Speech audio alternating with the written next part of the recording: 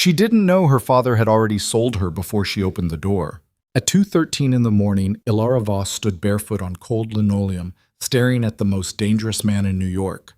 And the only thing between them was 3 inches of hollow core wood and the debt her father left behind. $300,000. Gone in a single night at a table she didn't know existed, in a room she was never supposed to hear about. Her father had vanished by midnight. By sunrise, someone was coming to collect. She just didn't know it would be him. If this story already has your heart pounding, hit that like button right now and drop your city in the comments below. I want to see how far this story travels. Whether you're watching from New York, from Hanoi, from Lagos, from London, tell me where you are. And don't you dare leave before the end, because what this man does next will change everything you think you know about power, about debt, and about what it means to be truly owned or truly free. The knock didn't sound like a knock. It sounded like a decision that had already been made. Ilara heard it at 2:09 a.m., 4 minutes before she would open the door and find her life split cleanly into before and after. She was sitting at the kitchen table in her Queens apartment, still in her scrubs from a 12-hour ER shift, her third coffee of the night going cold beside a stack of papers she couldn't afford to look at anymore. Medical bills. Her mother's, mostly, some of them going back 18 months. To a woman who had been dead for 14 of those months and still owed the hospital system $46,000 in outstanding balances. Ilara had been chipping at it with every paycheck since the funeral. She had not gone anywhere in over a year. She had not bought herself a single thing that wasn't food or rent. She was 26 years old and already exhausted in a way that didn't have a medical name. The knock came again. 3 hits. Even. Patient. The kind of knock that wasn't asking to be let in. It was informing her that someone was already there. Ilara pushed back from the table. Her feet hit the floor, and she didn't bother looking for shoes. The apartment was small. 4 steps from the kitchen table to the front door, past the bathroom with the dripping faucet she kept meaning to fix, past the framed photo of her mother that she hadn't been able to take down, even when it made her chest ache every time she walked by it. She put her eye to the peephole out of habit, not expectation. People knocked on wrong doors in this building all the time. Drunk neighbors, delivery drivers with bad addresses. What she saw through the peephole was not a drunk neighbor. There was a man in the hallway. Tall. The kind of tall that filled a space without trying. He was wearing a black coat that probably cost more than Ilara's rent, and he had his hands in his pockets and his eyes fixed on the door with the calm, unblinking patience of someone who had never once in his life been made to wait longer than he wanted to. She didn't know his face. She took her eye away from the peephole, stepped back, and her bare heel hit the edge of the rug. The rug her mother had bought at a flea market in 2019 and declared was the last good thing in this apartment. Ilara steadied herself. She looked at the door. She knew, with the particular gut clarity that emergency nurses develop after enough years of watching people arrive in crisis, that whoever was standing in that hallway was not here by accident. She opened the door. He looked at her for a moment without speaking. Just looked, the way you look at something you've been searching for. Not with surprise, but with a quiet, private recognition. He had dark hair, cut close, a jaw that looked like it had been struck more than once, and had healed without apology. His eyes were gray, the pale, flat gray of water before a storm moves in. Not warm, not cold, simply present, entirely focused. "Ilara Voss," he said. Not a question. "Who are you?" She didn't make it a question either. "Nikolai Arden." He paused. "Your father owes me $300,000. He's gone, which means the debt has transferred." Ilara heard the words. They arranged themselves in her brain in the correct order, and she understood them individually, each one separately, but together they produced a kind of white noise, a flat hum behind her eyes that felt dangerously close to what happened right before someone's blood pressure bottomed out. She had seen her father 3 days ago. He had come by to ask if she had any cash she could spare. Not a lot, he'd said, just enough to cover a thing. She had given him $60 from her grocery money because that was what you did when Harold Voss showed up at your door with his hat in his hands and that particular expression on his face, the one that made him look like a dog that had been kicked too many times to stop flinching. She had $60 worth of guilt about every bad decision he'd ever made. That was the economy of being his daughter. She had not asked what the money was for. "He borrowed from you," she said. He lost it, Nikolai said. At a table that belongs to me, over the course of one evening. He shifted his weight almost imperceptibly. He was persuasive about his ability to repay it. He was wrong. I don't have $300,000. No, Nikolai agreed. You have something else. The air in the hallway changed. Alara felt it, felt the exact moment when this conversation stopped being something she had any control over, and she kept her face still. The nurse face. The face she wore when a patient coded and the family was standing right there, and she needed her hands to stay steady. Because if she let herself feel what her body wanted to feel right now, which was terror, pure and structural, the kind that lives in the spine, she would not be able to function. What does that mean? She said. It means I have a proposal.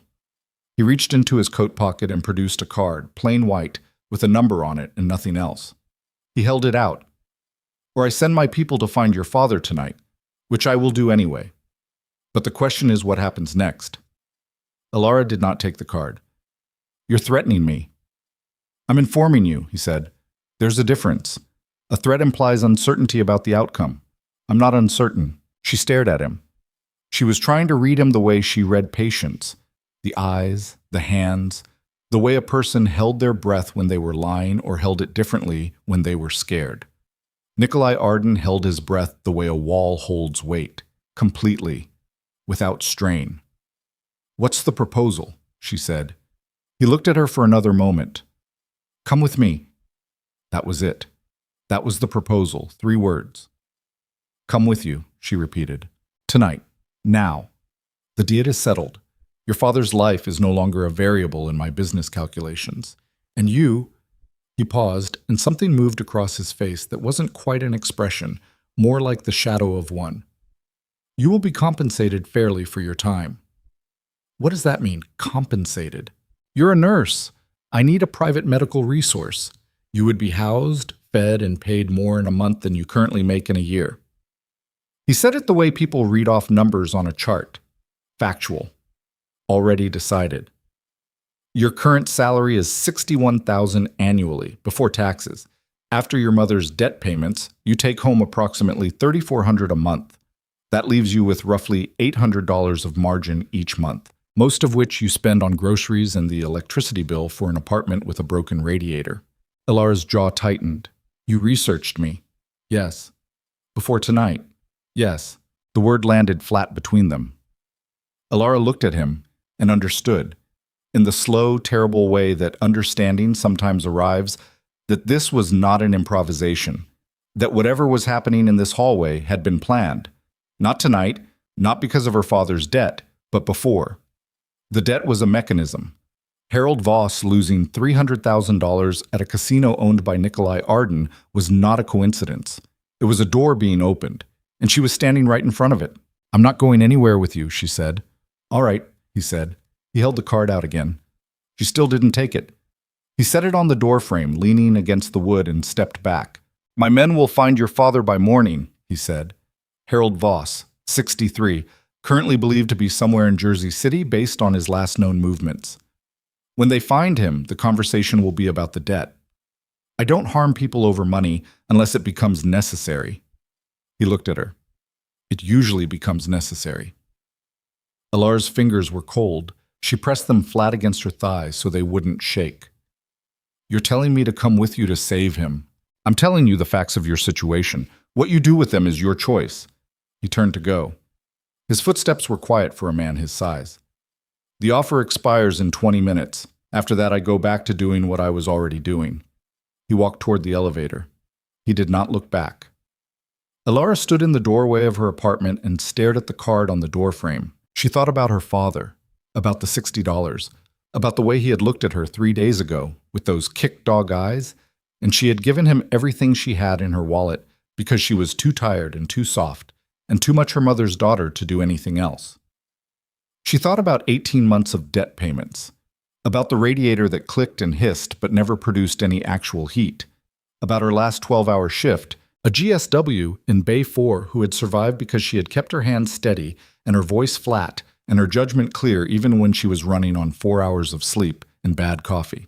She thought about what it meant to be sold. She picked up the card. She didn't call the number. She walked to the elevator instead, barefoot, in her scrubs, and she got in beside him before the doors closed. He looked down at her feet. "You'll need shoes," he said. "You'll wait while I get them," she said. He waited. The car was a black Mercedes, long and quiet, with tinted windows and a driver who did not acknowledge her when she got in. The interior smelled like leather and something else, something cooler, the faint chemical ghost of gun oil. Alara noticed it and filed it away. She sat with her hands in her lap and her back straight, and she watched the Queens blocks slide past the window as they moved south, then west, crossing into Manhattan somewhere around 3 in the morning when the city was at its most honest, stripped of its daytime performance, running on fumes and intention. Nikolai sat on the opposite side of the back seat. He was on his phone for the first 10 minutes, speaking in low Russian that she couldn't follow. His voice stayed level the entire time. When he ended the call, he put the phone in his pocket and looked out his own window. He didn't speak to her. She didn't speak to him. That was the first 20 minutes of Alara Voss's new life, and the thing she would remember later, not the fear, not the unreality of it, but the silence. The silence between them was not empty. It had weight. It had shape.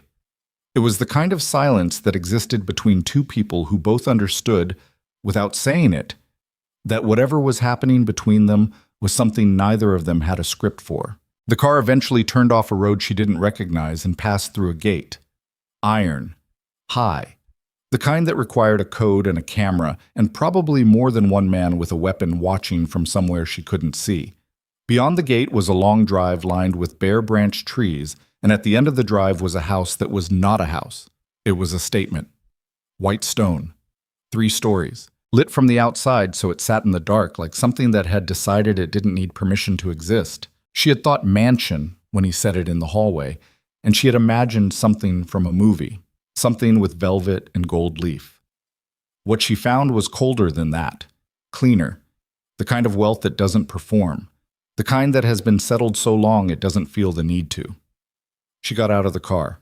The night air was cold and sharp, the kind of late autumn cold that cuts right through a sweatshirt, which was all she'd had time to grab from her apartment before he told her she could go up and get her shoes. She had grabbed socks, too, and her phone, and she'd taken 2 seconds to stare at the apartment around her, at the stack of bills on the table, and the cold coffee, and the photo of her mother, and she had thought, I don't know when I'm coming back. She hadn't thought if. That was probably a mistake.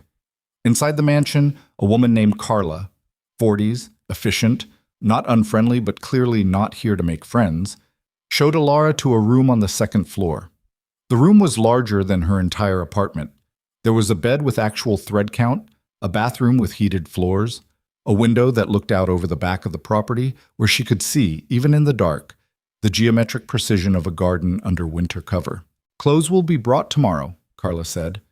There are basics in the bathroom now. Do you take any medications? Alara stared at her. No. Dietary restrictions? No. Mr. Arden's schedule begins at 8. He'll want to speak with you before then. I'll come at 7. Carla moved toward the door. The estate grounds are extensive. The east wing is restricted. If you're found there without escort, it's considered a security breach. What does that mean for me if I... It means don't, Carla said, not unkindly, and left. Alara stood alone in the room. She sat on the edge of the bed. She picked up her phone and looked at it. 2% battery, no messages from her father, which meant either he was asleep somewhere oblivious or he already knew what had happened tonight and had decided not to call. Both options made her jaw ache. She plugged her phone into the charger on the bedside table and lay back on the bed without taking her sweatshirt off and stared at the ceiling. She did not sleep. She was awake when Carla knocked at 6:50.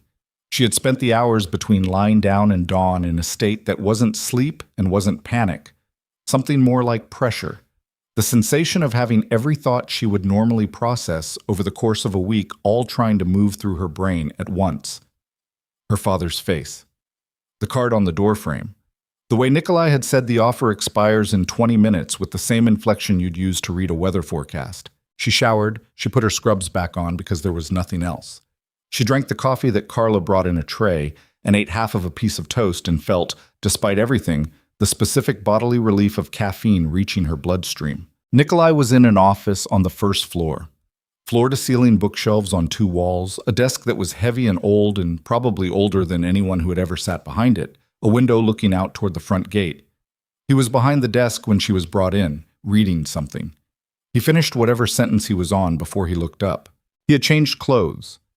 Gray shirt, no tie, the collar open. He looked, if anything, more dangerous in daylight than he had at 2 a.m. in a hallway, because in daylight she could see his face more clearly. The scar that ran along the left side of his jaw, old and white, the kind that heals crooked when it doesn't get properly closed. She had sutured scars like that. She knew what kind of event made them. "Sit down," he said. She sat. "You didn't sleep," he said. "You have cameras in the room?" "In the hallway. Your light was on until 5. He looked at her with that same uncanny steadiness. "The ground rules. You are not a prisoner. You are also not free to come and go without coordination. The estate has its own medical room. You've been assigned as primary staff. I have 6 men living on the property with ongoing injury management needs. There's an SUV that takes you wherever you need to go if you give 24 hours notice." 24 hours, she said flatly. "Security logistics. I'm an emergency nurse. 24 hours doesn't fit the concept of emergency." Something in his face shifted. Not amusement, not quite. "Then we'll revise the protocol," he said, which was not what she had expected him to say. 48 hours standard, same day for confirmed medical emergencies, with escort. He looked at her. "That works?" "It's better," she said carefully. "It doesn't mean I think any of this is—" "You don't have to think it's acceptable," he said. "You just have to function." She looked at him. "What do you actually want from me?" "I told you, medical. You have money," she said. "You can hire any doctor in New York, probably any doctor in the country. Whatever you're paying me, you could pay 20 other people with better credentials." She held his gaze. "So what do you actually want?" The silence stretched. He didn't look away. "We'll revisit that conversation," he said finally, "when you've had more than 1 hour of sleep." "That's not an answer." "No," he said. "It's a delay." He said it like he was admitting to a completely ordinary strategy. "You'll find I don't lie, Ms. Voss. I delay when I'm not ready to say a thing. It's more honest." Ilara stared at him. "The men," she said. "You're 6. Where do I start?" The son. Their names were Remy, Becker, Santos, Holt, Dragan, and a man who went only by priest, which she was told was not his real name, and she should not ask about it. They ranged in age from what she guessed was mid-20s to mid-50s. They received her with varying degrees of suspicion, Remy with outright hostility, arms crossed, jaw set, watching her the way a dog watches a stranger who has moved too close to its territory. Dragan with a cautious blankness that she recognized as the professional version of the same suspicion. Priest with the measured, assessing patience of a man who did not waste emotional reactions on things he hadn't yet evaluated. Holt was the one who actually talked to her. He was 40-something, built like a side of beef, with a knee injury that had been improperly treated for approximately 8 months. She could tell by the way he walked. He tried to hide it, the slight shift of weight, the careful placement of his foot, but she had watched too many people try to hide pain not to spot it in the first 15 seconds. "I can see you favoring that knee," she told him when they were alone in the medical room. "Who said it?" "Field," he said. "Field meaning what exactly?" "Meaning a parking garage in the Bronx and a man who had done 2 years of nursing school before he washed out." "Okay," she said. "Sit down. I'm going to need to assess the range of motion." He sat. He watched her with the same careful watchfulness as the others, but underneath it something more pragmatic, the practical willingness of a person in chronic pain to cooperate with someone who might be able to help. Ilara ran through the assessment. The knee was bad. Not catastrophically, but bad enough that another 6 months without proper treatment would compound into something that required surgery. She told him this. "How long does the treatment take?" he said. "Depends on compliance," she said. "Inflammation management first. Specific exercises twice a day, no negotiation. With full compliance, you're looking at 12 weeks before we see significant improvement." He was quiet for a moment. "You actually know what you're doing," he said, like he was surprised. "I actually know what I'm doing," she said. Not defensive, just factual. By the end of her first full day, she had conducted intake assessments on 4 of the 6 men. Becker had a badly healed rib fracture. Old, at least a year, had probably punctured something at the time, and he had white-knuckled through it. Santos had a hand tremor in his right hand that he had not mentioned to anyone, and which could indicate any number of things, none of which were minor. She wrote everything down in a notebook she'd found in the medical room and tried not to think about the fact that she was, essentially, the private medical staff of a criminal organization. She thought about it anyway. Of course she did.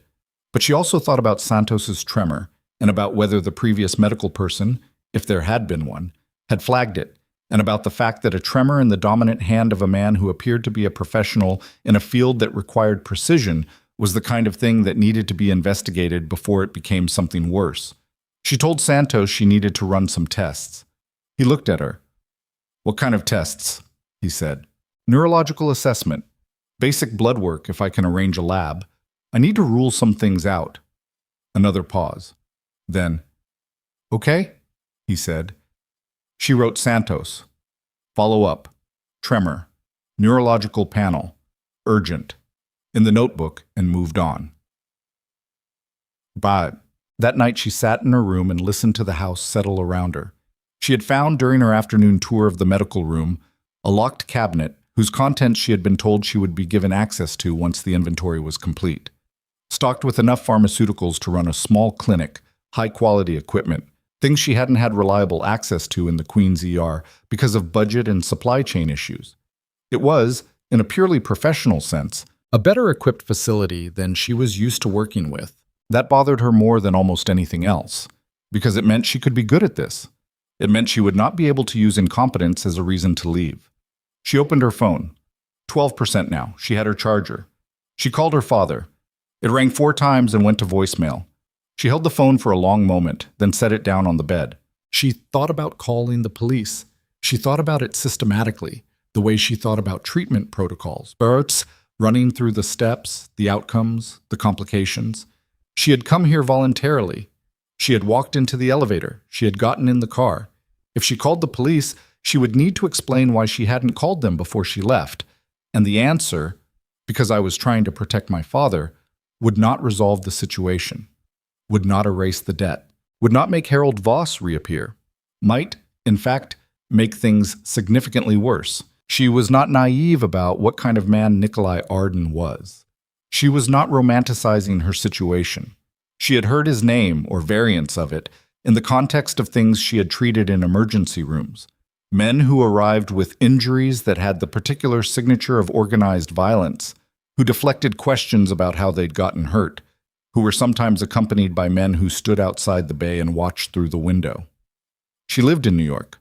You knew the ecosystem without being in it. But she was also a nurse, and nurses were not in the habit of acting on emotion when there was still information to be gathered. She would gather information. She would figure out the shape of her situation, and then she would figure out what to do about it.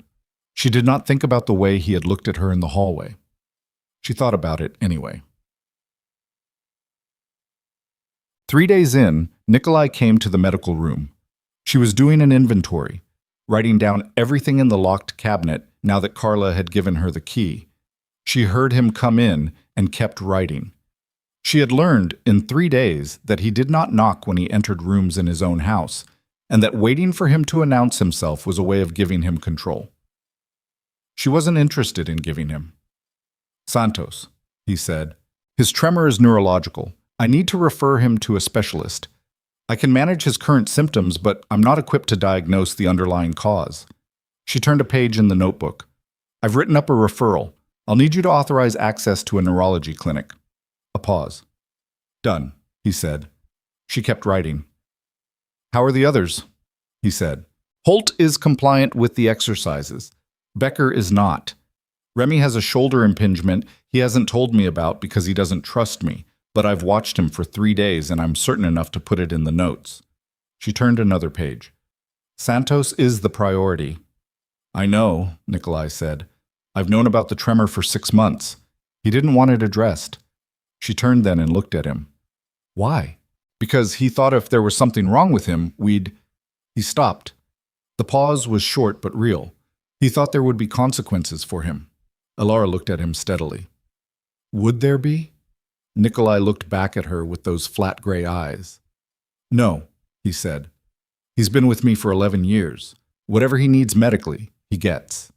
She turned back to the cabinet. Then you need to tell him that, not me. He needs to hear it from you. Another pause, longer this time. All right, he said. She heard him leave. She stood alone in the medical room with her notebook and thought about what it meant that he had said all right without arguing, without pointing out that she had, technically, just told him what to do in his own house, about a man who worked for him. She thought about what kind of man said all right to that. The first week became the second became the third. She ran the medical room with the grim efficiency of someone who had too much to manage and not enough hours to manage it in, which was the only way she knew how to work. Santos got his referral and she drove with him to the neurology clinic, with an escort, a man named Dove, who sat in the waiting room and read a car magazine and did not speak. And the neurologist ran the initial workup and confirmed what she had suspected. An early-stage essential tremor, likely hereditary, manageable with medication. Not life-altering, not career-ending. Santos sat in the car on the way back and did not say anything for most of the drive, and then said, very quietly, "Thank you." And she said, "You should have had this looked at 6 months ago." And he said, "I know." And that was it. Becker started complying with his treatment protocol after Nikolai apparently had a short conversation with him that Alara was not privy to and did not ask about. Remy continued to not trust her. She was working on Remy. On day 22 of her residence in the Arden estate, she was summoned to Nikolai's office at 9 in the evening. She found him there with a man she hadn't seen before. Mid-50s, silver-haired, the particular softness around the jaw of a person who was used to good food, and the particular hardness in the eyes of a person who was not used to being told no. The man looked at her when she entered with the specific kind of assessment that categorized rather than saw, the kind that put you in a column, asset, variable, irrelevance, and moved on. "My associate," Nikolai said. "He needs a wound assessed." She looked at the man. "What kind of wound?" "Arm," he said. "Through and through, above the elbow, 3 days old." 3 days. Was it cleaned immediately? It was treated in the field. She thought of Holt's knee. She thought of what treated in the field meant to these people. "I need to look at it," she said. He took his jacket off. She looked at the wound, still bandaged, but the edges of the bandage showed the particular brownish yellow of inadequate irrigation, and when she removed the dressing, she found what she expected to find. The wound was clean at the surface and infected underneath. Not badly, not yet. But give it another 3 days with the same treatment and it would be. She didn't say anything to him. She worked. She cleaned it properly and applied fresh dressings and told him he needed a course of antibiotics, and told him what to watch for and said he needed to come back in 5 days for a follow-up. He looked at her when she was done the way he'd looked at her when she came in, but the column she was in had changed. Asset, more definitively. "She's good," he said to Nikolai. "Yes," Nikolai said and did not elaborate. The man left. Alara stripped her gloves and washed her hands at the sink in the medical room. She was aware that Nikolai was still in the doorway. "Who was he?" she said.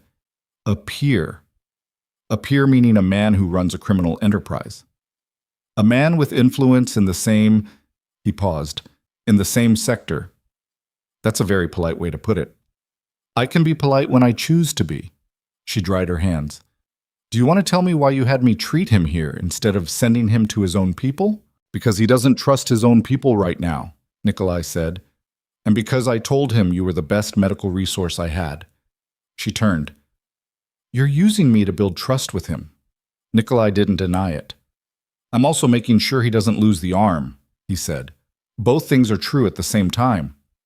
She stared at him. She wanted to be outraged. She was trying to be outraged. The problem was that the second thing he'd said was also correct. The man's wound had needed to be treated, and she had treated it. And without that treatment, the next 3 days would have carried him toward a complication that would have been significantly more serious than wounded pride about being leveraged. You couldn't do this job and be precious about the situations you found patients in. She knew that. She had known it for years.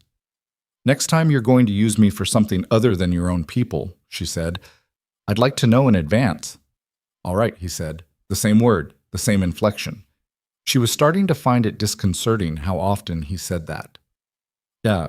On day 30, She found out what he had meant when he said, "What you have is something else." She was in the garden after a long morning in the medical room. Not by permission, exactly, but Carla had not stopped her when she'd gone out the back door, and no one had followed her.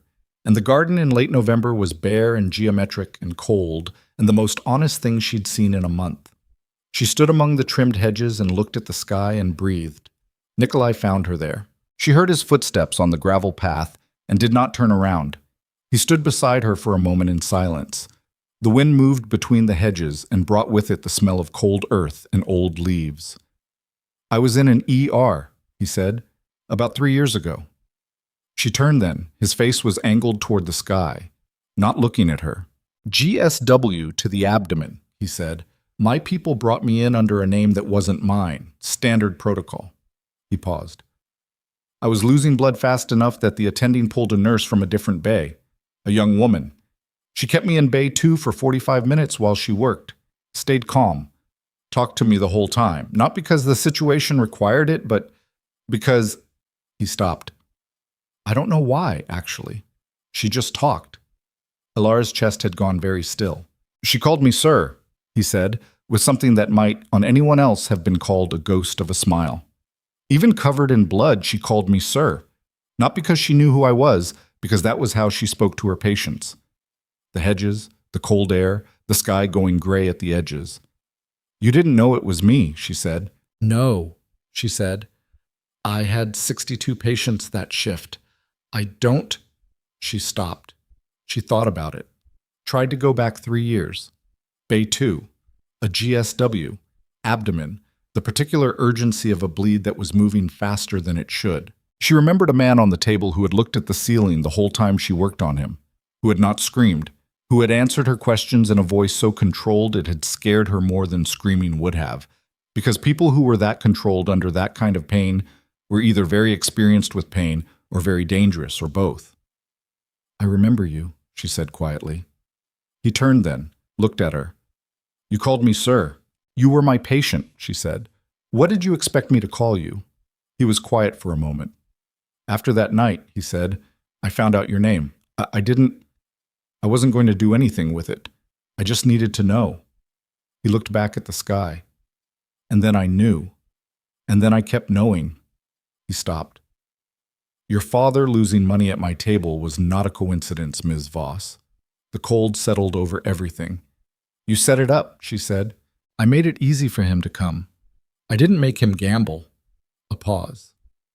"Harold Voss doesn't need help making bad decisions. He just needed a place to make them." Ilara felt the words land. She felt the full weight of them.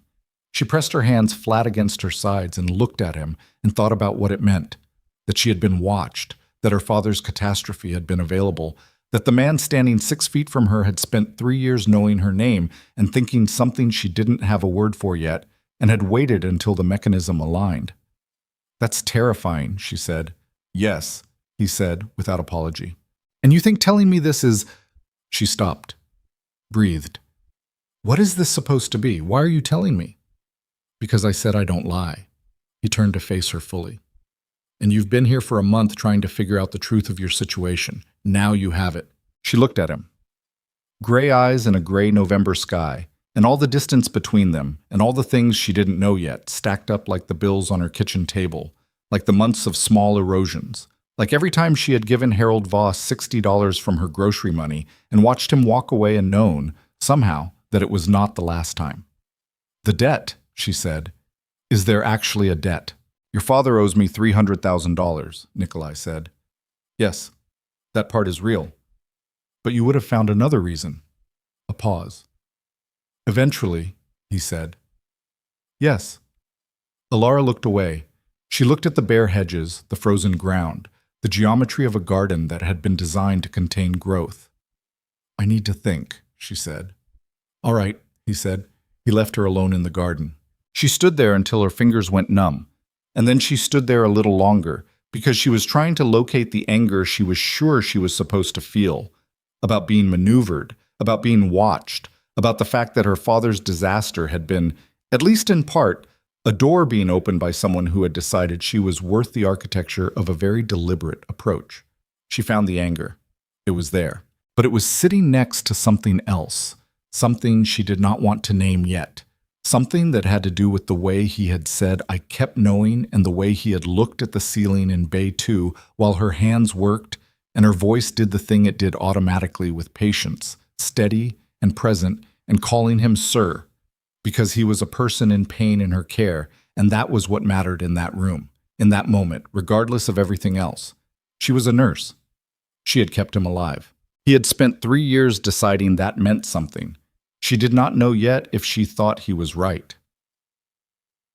That night she dreamed about the ER, about the man on the table in Bay 2, about the way his hands had lain flat at his sides, completely still, while the rest of him fought.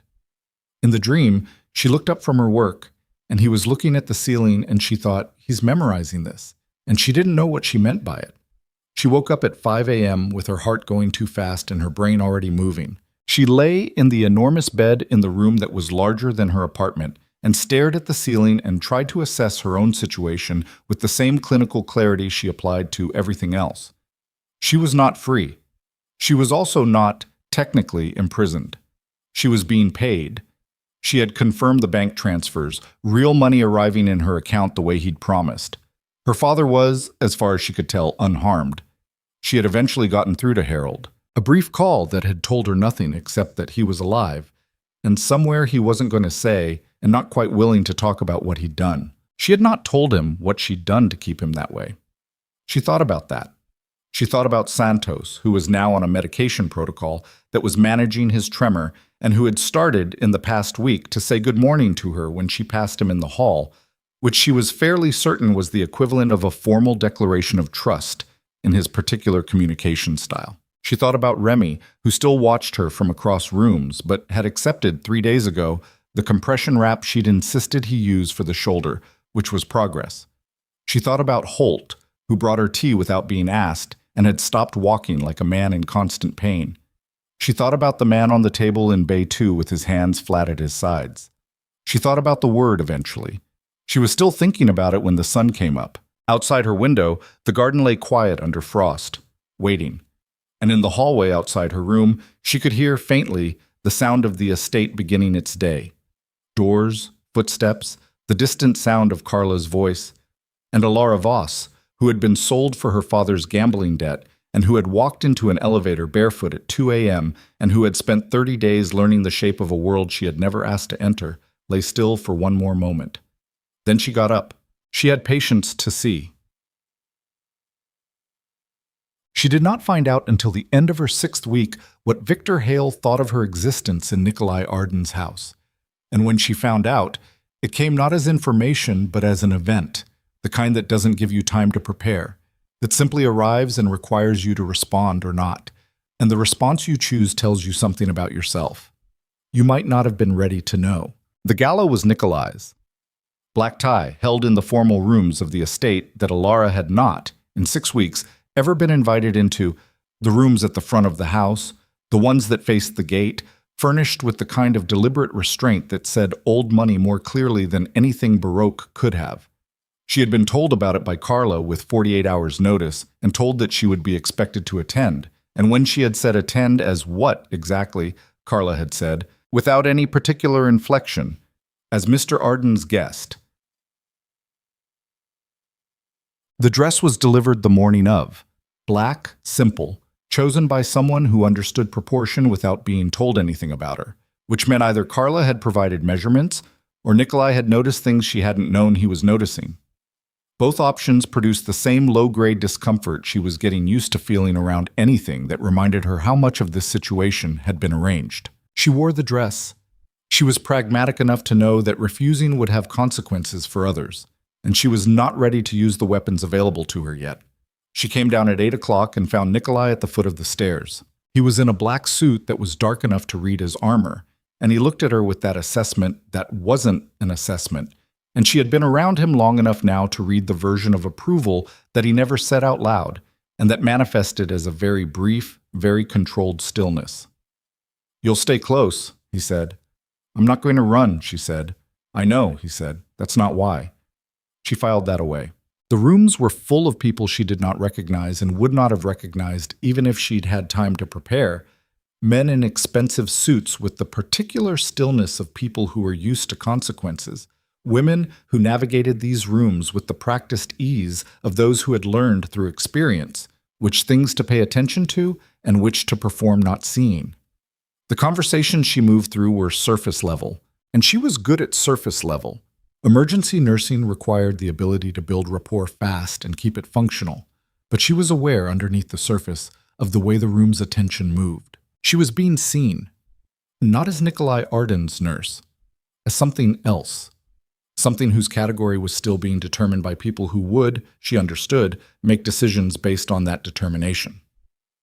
Victor Hale arrived at 9:15. She didn't know who he was when he came in. She found out when Remy appeared at her shoulder.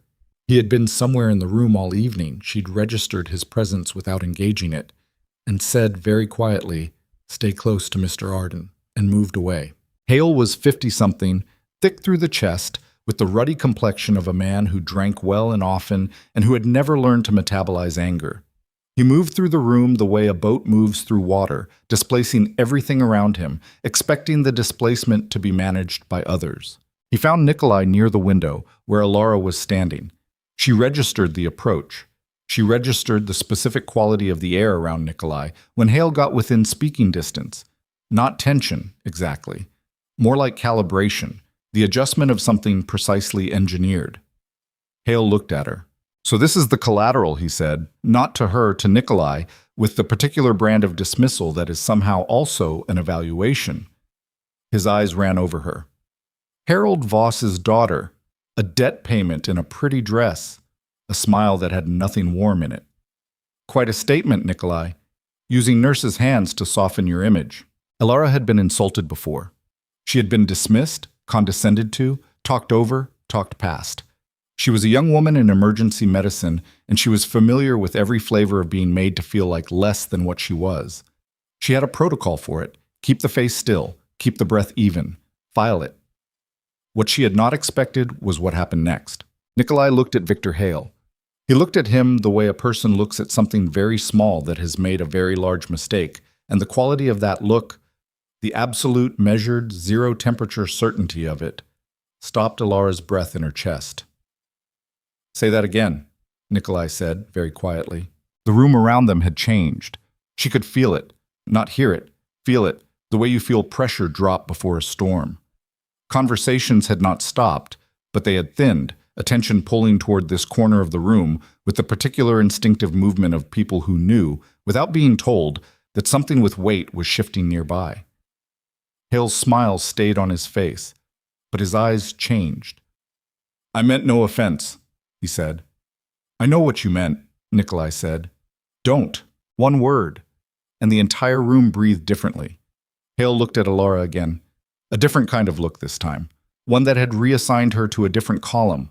Not asset or variable or irrelevance. Something that would require more thought. Something that she could see in the flatness of his eyes he was already cataloging as a potential point of pressure. He smiled and moved away. Alara exhaled. Nikolai turned to her, and there was something in his face she hadn't seen before. Not quite control, something underneath control, something working beneath the surface that the surface was working hard to contain. "Are you all right?" he said. It was the first time in 6 weeks he had asked her that. "Yes," she said. He nodded once. He looked back at the room. And Alara stood beside him in the black dress and felt, for the first time, the full weight of what it meant to be the woman that Nikolai Arden had decided was his. Not in the way Hale had said it, not as property, not as a debt payment, but in the way that some things become real through the force of a single person's sustained, private, absolute belief in them. She did not know what to do with that. She was not sure she would have more time to figure it out. Because across the room, over the heads of the gathered company, Victor Hale was watching them both with the measuring attention of a man who had just identified something he wanted to destroy. And Alara, who had been a nurse long enough to know what it looked like when a situation was moving toward a crisis, felt the recognition settle in her chest like a stone. The evening wasn't over. And neither was the danger she'd just walked into the center of. The gala ended at midnight, but the danger didn't leave with the guests. Alara watched Victor Hale go. Watched the way he shook hands at the door. The particular warmth he performed for the room. The way a man who has just decided something keeps his face arranged in the shape of someone who hasn't. She had seen that face in the ER before, on family members who had already decided to pull a plug but were waiting for the right moment to say it, on patients who had already stopped cooperating with treatment but hadn't told anyone yet, the face of a person whose decision was already made and whose actions were just catching up. She carried that awareness up to her room and sat on the edge of the bed and did not sleep again. By morning, Remy was watching her differently.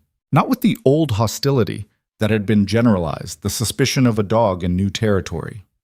This was specific, targeted. He knew something had shifted the night before, and he was deciding what it meant for her, and she could see the calculation running behind his eyes every time she passed him in the hall. She did not push it. She went to the medical room and started her morning rounds and let the calculation run. Holt came in for his knee follow-up. Progress? Measurable? Real. She updated the notes. She was recording Santos's medication update when Nikolai came through the door. He did not look like a man who had slept. He also did not look like a man who was going to acknowledge that. He was in dark pants and a gray shirt again, the sleeves pushed to the elbows, and he stood in the doorway of the medical room and looked at her with that flat gray attention and said, "Hale sent a message this morning." She set her pen down. "What kind of message?" "The kind that tells me he's already moving." He came in, closed the door. "He's reached out to 2 other organizations, feeling out their positions." "On what?" "On whether my current—" He stopped. The pause was precise, like a man choosing a word from a set that all fit badly. "On whether my current domestic situation represents a vulnerability." Alara looked at him. "He's asking if keeping me here makes you weak." "Yes." "Does it?" Nikolai looked at her for a long moment. "No," he said, "but it gives him a narrative. And narratives move faster than facts." She thought about Hale's eyes at the gala, the column she'd been put in. "What does he do?" she said. "When he finds a vulnerability." "He applies pressure until something gives," Nikolai said. "He's not subtle. He's effective." "What kind of pressure?" Nikolai's jaw shifted, a small movement. She had learned to read his small movements the way she read vital signs, for what they indicated about what was happening underneath. "He takes things," he said, "people, leverage, and then he negotiates from a position of someone who has already won." Alara heard all of that. She processed it in the same clinical way she processed bad news with patients, taking it in, holding it, running the implications. "He's going to come after me," she said. Nikolai's eyes stayed on hers. "Or your father," he said. The room went very quiet. She called Harold that afternoon from the medical room with the door closed. He picked up on the second ring, which meant he was sober or close to it, because Harold Voss on a bad day let everything ring to voicemail, and Harold Voss on a very bad day didn't have the phone charged at all. "Alara," he said, "where are you?"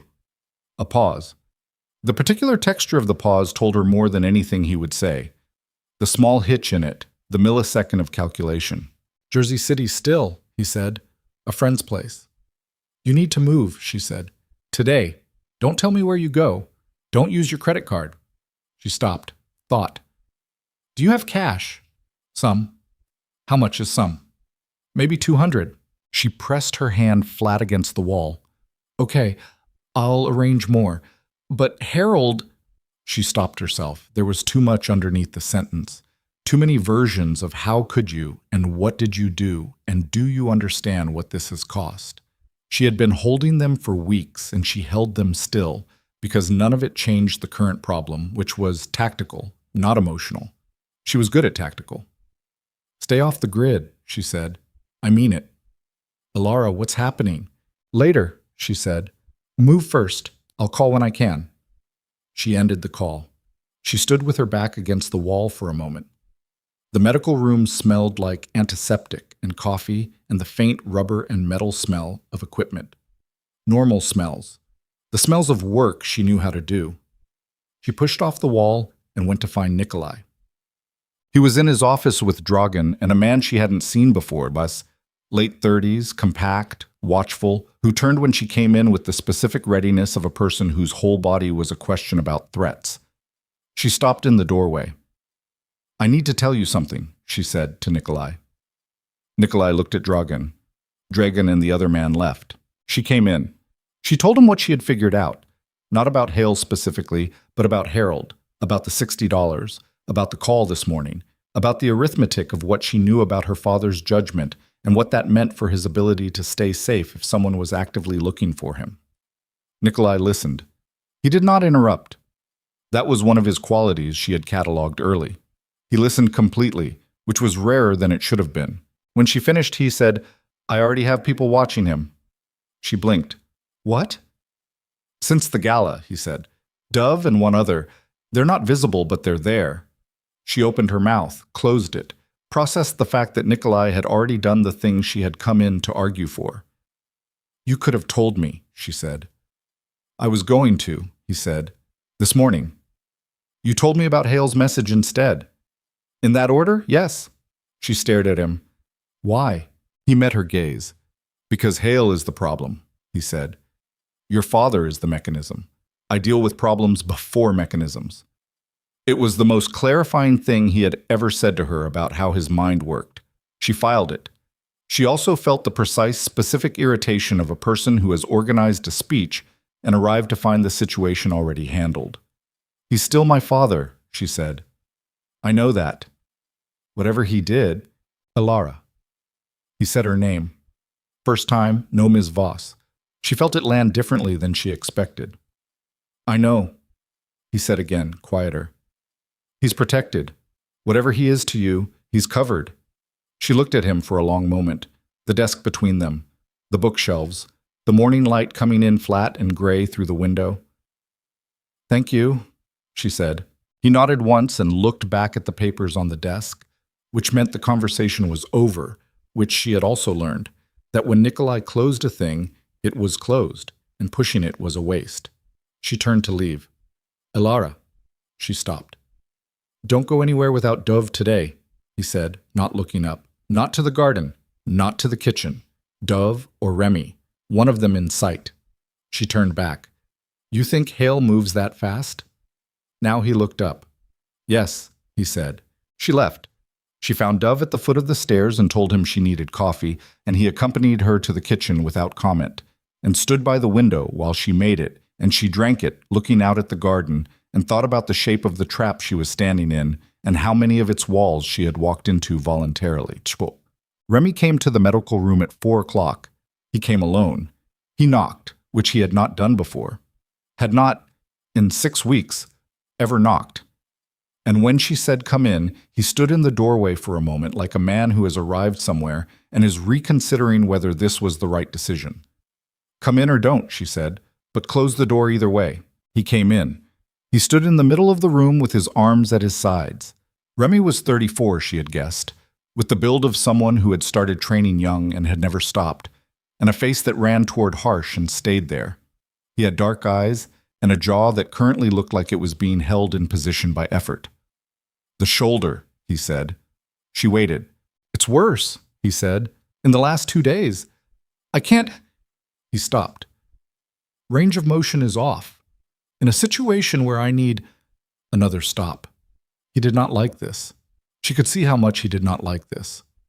"I need it functional," he finished. She gestured to the examination table. "Sit." He sat. She assessed.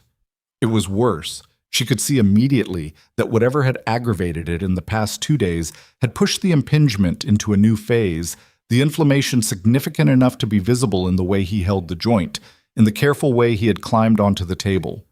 She worked through the range of motion systematically, and he produced no sound. None, though she could see from his jaw and his breathing what the assessment cost him. "You've been using it for something it shouldn't be doing right now," she said. "Work." "Define work." He looked at the far wall. Carrying, loading. A pause. "Mr. Arden asked me to oversee some logistics yesterday." She thought about logistics and what it likely meant in this house. She did not ask. "You should have told him you were compromised." Remy's jaw tightened further. "That's not how it works." "That's not how what works?" "Any of it," he said with a short, clipped certainty. "You don't tell him you're compromised. You fix it or you work through it." Elara looked at him steadily. "That's how people end up with injuries that take 2 years to heal instead of 3 months." "I know that. So why?" Because some things matter more than my shoulder, he said. He said it without heat, without drama, with the flat matter-of-fact completeness of a person stating a position they've held for so long they've stopped questioning it. She was quiet for a moment. She reached for the anti-inflammatory injection she'd been waiting to use on him for 3 weeks. He watched her prepare it. "This is going to help," she said. "Short term.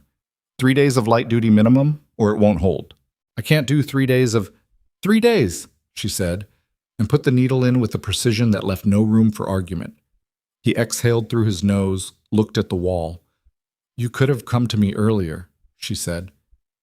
"I didn't trust you earlier," he said. Simple, not unkind. "And now?" He was quiet for a moment. She finished the injection, withdrew the needle, applied the dressing. "You told Santos the truth," Remy said finally, "even when it wasn't what he wanted to hear. Even when it made things harder." He looked at her. "In this house, people who tell the truth are—" He stopped, selected a word. "Unusual." "I'm a nurse," she said. "Lying to patients about their condition doesn't help them." "No," he said, "but it would make your situation here easier if you told people what they wanted to hear." She met his gaze. "I'm not interested in easier," she said. "I'm interested in them not getting worse." Remy looked at her for a long moment. Something in his face shifted. A small movement, subtle, the equivalent, she was beginning to understand, of a complete change of position. "3 days," he said.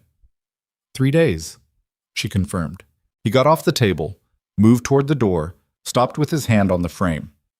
"Hale's people were seen on the east side of the perimeter this afternoon," he said. "I'm telling you because Mr. Arden may not until he has more information." He paused. "That's the truth." He left. Alara stood alone in the medical room. East perimeter. This afternoon. She put the needle in the sharps container. She washed her hands. She kept her face exactly as still as she'd learned to keep it. But she told Nikolai at 6. He was on a call. She waited outside his office until he came off it, and then she told him what Remy had said, and she watched his face do the particular thing it did when information landed, a kind of absolute absorption, an internal reorganization that didn't show in his expression but showed in his eyes, something behind them moving fast. "Remy told you," he said. "Yes." "Not me. Apparently not yet." She held his gaze. "He told me because he thought you might be managing the information." Nikolai was quiet for a moment. "He's right," he said. "I would have." "Why?" "Because you're already at the center of this, and I don't—" He stopped. His jaw set. "Information is a burden when you can't act on it." "I can act on information," she said. "That's what I do. I assess conditions and I respond to them. Don't manage what I know." The silence between them had a different texture than it usually did.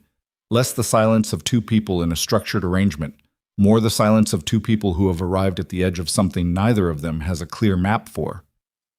"Hale is testing the perimeter," Nikolai said. "He does this. Sends people to look, to be seen, to produce exactly this conversation, to distribute anxiety." He looked at her. "He's not moving tonight." "How do you know?" "Because tonight he wants us wondering," he said. "He moves when we're tired of wondering." She held on to that, turned it over. It had the ring of someone who had seen this particular game before, had watched it from more than one angle. "And when does he think we'll be tired?" she said. "Soon," Nikolai said, "which means we need to move first." He looked at her directly. "Which means tomorrow changes." "What happens tomorrow?" "There's a meeting. He paused. Selected words. "Other stakeholders. I need them to understand that Hale's position has no merit, and I need them to hear that from a source he can't argue with." He looked at her, and the look was direct in a way that was close to an apology, though she was fairly sure Nikolai Arden had not apologized to anyone in years. "I need you to be present." She understood immediately. The man with the infected arm. "She's good," he had said. "She's good." And Nikolai had not elaborated, building something, a reputation by inches, in a world where reputation was operational currency. "You need them to see that I'm here by choice," she said. "I need them to see what you are," he said. which is someone who isn't afraid of me. She looked at him. I'm not afraid of you, she said. I know, he said, and something in his voice, just under the surface, just barely. Not warm, but something adjacent to it. That's what makes it credible.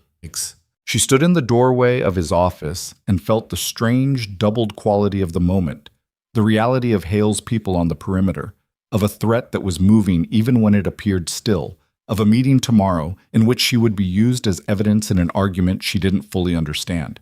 And underneath all of that, the other reality, the quieter one, that this man had just said, I need them to see what you are, and that he had said it with a certainty that was not about the meeting.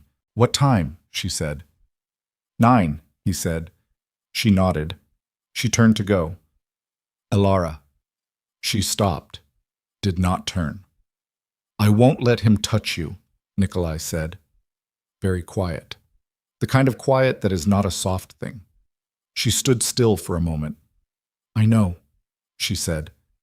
She didn't know why she knew. She knew anyway. She went to her room. She sat on the edge of the bed. She was thinking about tomorrow, about the meeting, about the architecture of a situation that kept building around her like walls that she couldn't quite see the top of. When her phone rang, the number was Harold's. She answered. Elara. His voice was different, compressed. The specific texture of someone keeping something out of their voice that was very close to the surface. I need to tell you something. What? A pause that lasted exactly long enough for her to understand, before he said anything, that whatever came next was going to change the shape of everything. Victor Hale's people came to see me today, he said. They found me. I don't know how. I moved like you said, but they found me. A breath. Uneven. They have an offer. They said if I... He stopped. Elara, I think I need to tell you what I did. She had known, somewhere underneath the knowing, for weeks. The way you know a diagnosis before the results come back. Not from certainty, but from the accumulation of small signs that only resolve into a pattern when you're finally ready to see it. The $60. The way he hadn't called. The way he'd said, I moved, like you said, with that particular compressed quality in his voice.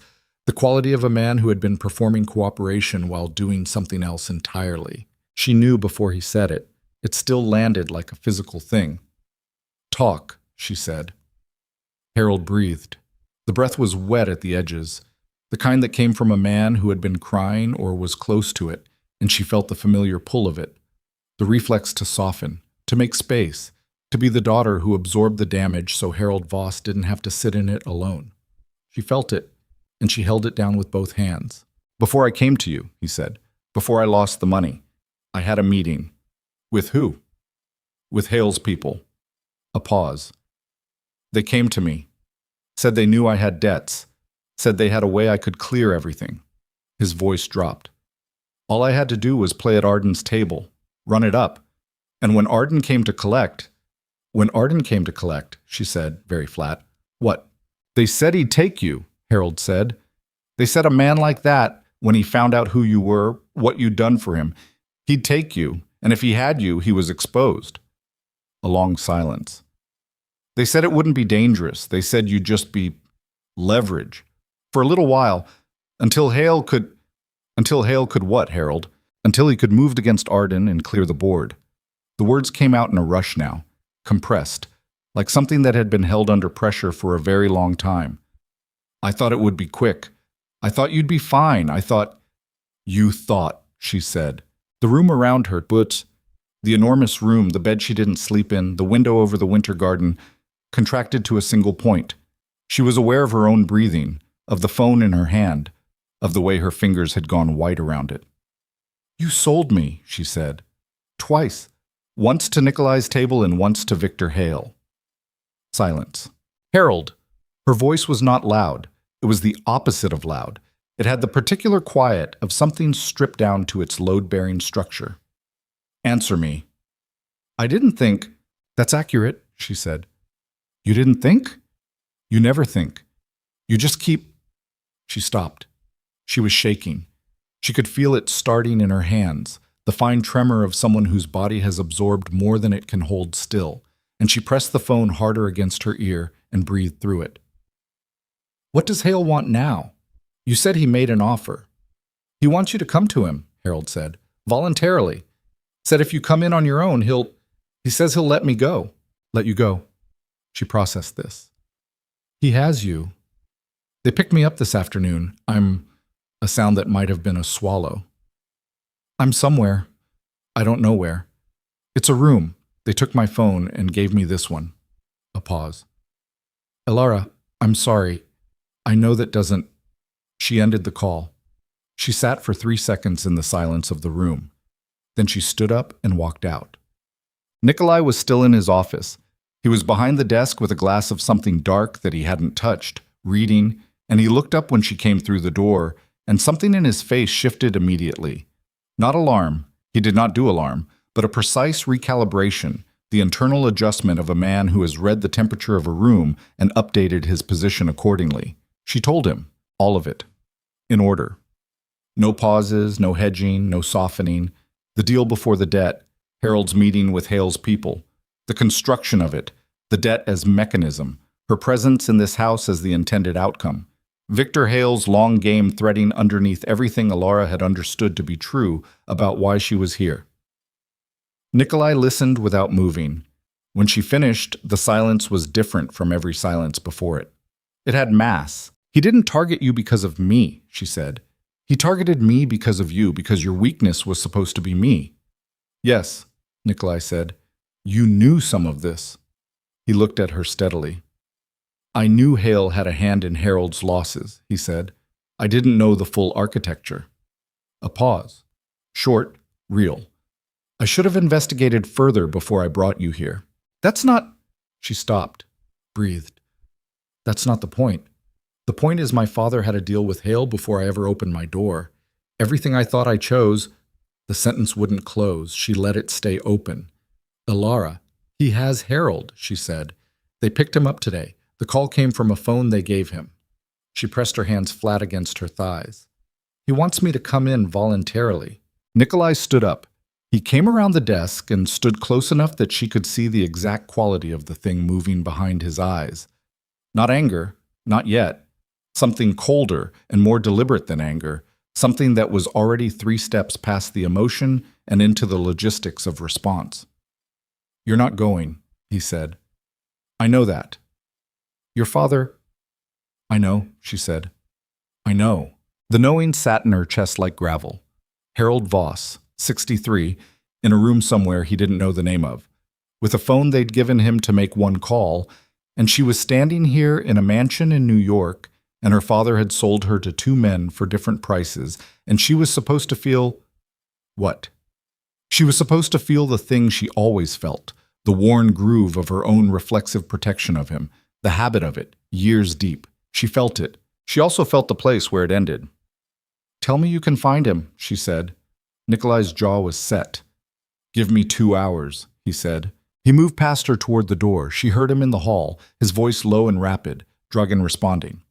She stood in the office alone and looked at the untouched glass on the desk, and thought about Harold's voice on the phone, compressed and wet, and thought about the meeting he'd had before the gambling, and thought about the specific texture of the word sorry. Coming out of the mouth of a person who was sorry, they'd been caught more than sorry about what they'd done. She sat in the chair across from the desk. She did not cry.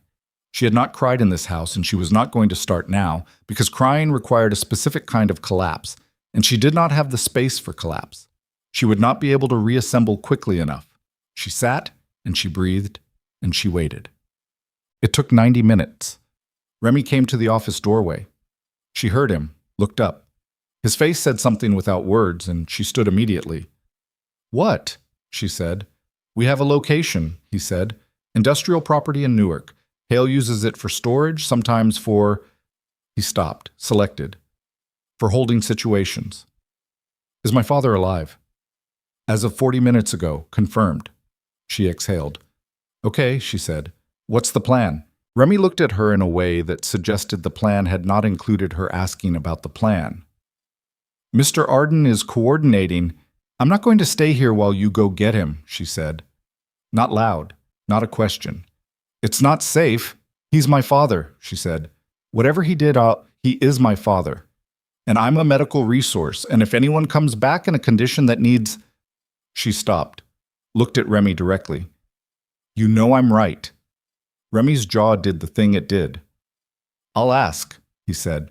I'm coming, she said. You can ask or you can just take me. Either way.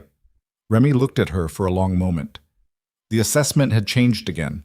She could see it, the column she was in shifting one more time. He turned and walked down the hall without telling her to stay. She followed. Nikolai was in the garage with Dragan and two men she didn't know well, looking at something on a tablet. He looked up when she came in. He looked at her, then at Remy, then back at her. No, he said. I'm the medical personnel, she said. If anyone comes out of that building needing, we have... A man who did 2 years of nursing school, she said, before he washed out. That's your field resource. I know because Holt told me. That's not sufficient for whatever you might find in a holding situation. She held his gaze. You know it isn't. The garage was cold. It smelled like oil and concrete and the particular metallic stillness of a space that was waiting to be used. The two men she didn't know were watching this exchange with the careful neutrality of people who had learned not to have opinions about what happened between Nikolai Arden and anyone Nikolai Arden was looking at the way he was looking at her right now. Nikolai put the tablet down. You stay in the vehicle until I clear the building, he said. Yes, she said. If I say get down, you get down. If I say stay, you do not move. Agreed. Elara. He stepped closer, low. I need you to understand that what's inside that building is not an ER. What you see in there, the way it operates. I've worked trauma, she said. I've seen what people do to each other. I'm not fragile. He looked at her for a moment. Something moved in his face, not quite the shadow she'd seen at the gala, but related to it, something that was fighting to stay contained. Get in the car, he said. Newark in the small hours was a different city than the one that performed itself in daylight.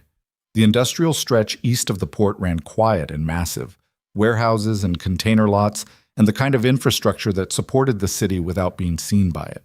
The cars moved without headlights for the last half mile, which told her that Nikolai's people knew this street, had planned this, had thought about the angles of visibility and approach in a way that required either experience or intelligence she didn't have access to. She sat in the back of the second car with Dove beside her and watched the building come into view. Single story, brick, the windows blacked out, one visible entrance on the south side with a single external light.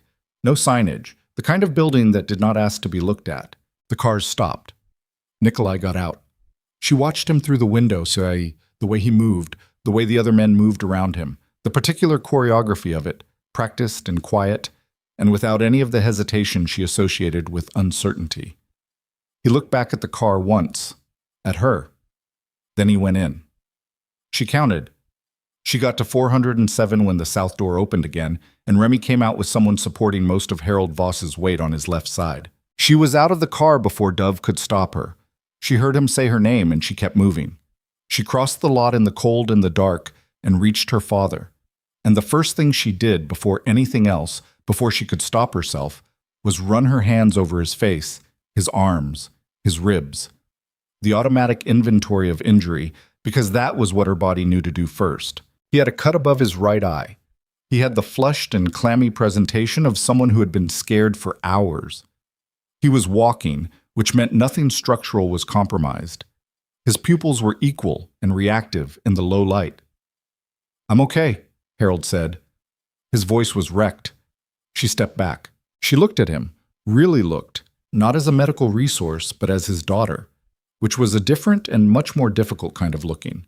At the lines of his face, the man who had taught her to ride a bike and had cried at her mother's funeral, and who had, at some point she would never be able to precisely identify, stopped being a person who tried to be better, and had become a person who only tried to get out. Don't, she said. Whatever you're going to say, don't yet. He closed his mouth. Remy moved Harold toward the car. Elara stood for a moment in the lot, in the cold, in the dark, and heard the sounds from inside the building, controlled, purposeful, the sounds of a situation being resolved, and thought about Victor Hale's offer and her father's voice on the phone and the meeting he'd had before the gambling, and felt the full and total weight of the fact that she had spent her entire adult life trying to keep Harold Voss from the consequences of his own decisions, and that this was where it had brought her, a parking lot in Newark, at 3 a.m. outside a building where men she'd been living with for 6 weeks were doing things she was choosing not to look at directly. She thought about her mother, who had loved Harold Voss with a kind of exhausted, clear-eyed devotion that had never confused love with the belief that he would change. "You can love someone and still see them," her mother had said once. Alara had been 17. She hadn't known what it meant yet. She knew now. Nikolai came out. He was uninjured. She ran the assessment automatically, habit, and behind him came Dragan and the 2 men she didn't know well, and the door closed. He came across the lot and looked at her standing alone in the cold, and his face did something she couldn't entirely read. "It's handled," he said. She nodded. "Hale will know by morning," he said, which changes the timeline. For the meeting, for everything. He stopped in front of her, close, the cold between them full of things that hadn't been said yet. "Your father is in the car," she said. "I'll deal with that later." She looked up at him. "What does Hale do when a play doesn't work?" Nikolai's expression settled into something harder and flatter than she'd seen before. "He escalates," he said. "He doesn't absorb failure. He converts it." "Converts it into what?" "Into a reason to be louder," he said. "Into a reason to bring more people in. The meeting tomorrow, the stakeholders. He'll have already reached some of them. He'll try to get there first with his version." She looked at the building. "Did you get anything useful tonight? Any information about what he's planning?" A pause. "Yes," he said. She looked back at him. "Tell me." He held her gaze. "He's not just testing Arden's organization," Nikolai said, and he said his own name the way people spoke about institutions rather than themselves, with that same flat separateness. "He's building a case. To 3 other organizations he's arguing that I've become compromised. Personally. That my judgment is—" He stopped.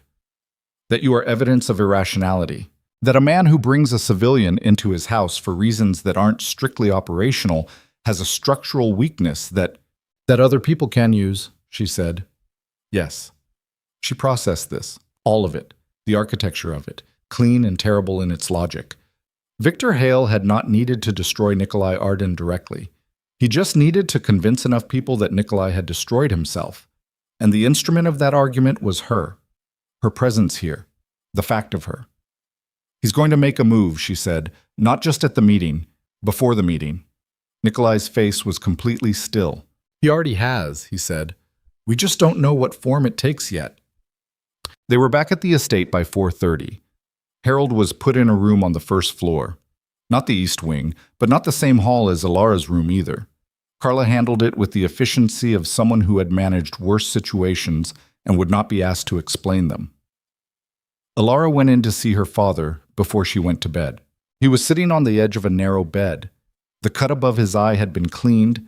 Alara had done it herself in the car, with the kit she'd grabbed from the medical room before they left. He looked smaller than she'd ever seen him. Not physically. Harold Voss was a big man, or had been, before years of bad choices had taken weight from the places it mattered and added it in others. He looked smaller the way people looked smaller when the thing they'd been propped up by had been taken away. He looked at her when she came in. "Alara," he said. "Don't apologize," she said. "I can't. I'm not ready to hear it. Whatever it sounds like right now, I'm not ready." He nodded.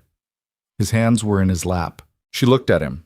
She thought about everything she could say, had rehearsed it in the car, in the dark, with Newark falling behind them, the particular cruelty of having the right words for a conversation and knowing they wouldn't fix the thing they described.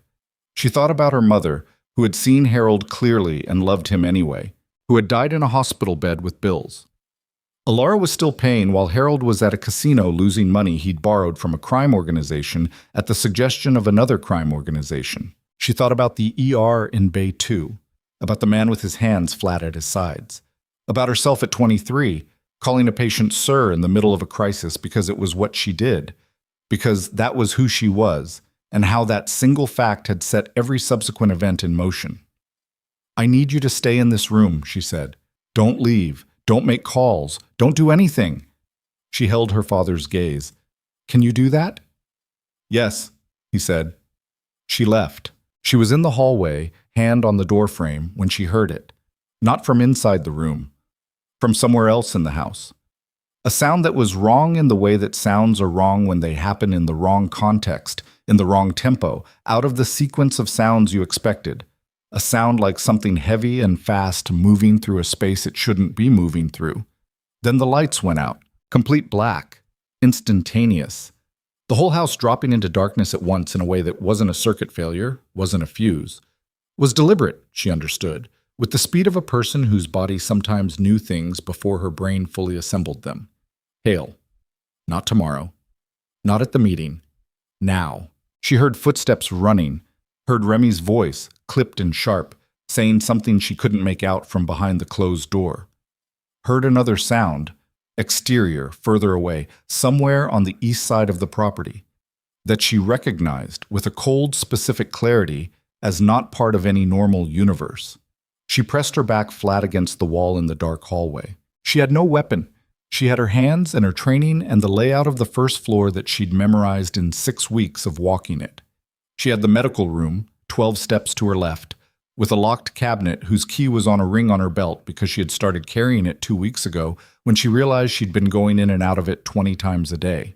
She had Remy on the other side of a door, and Harold Voss in a room, and a man somewhere in this building who had told her 3 hours ago that Hale converted failure into escalation.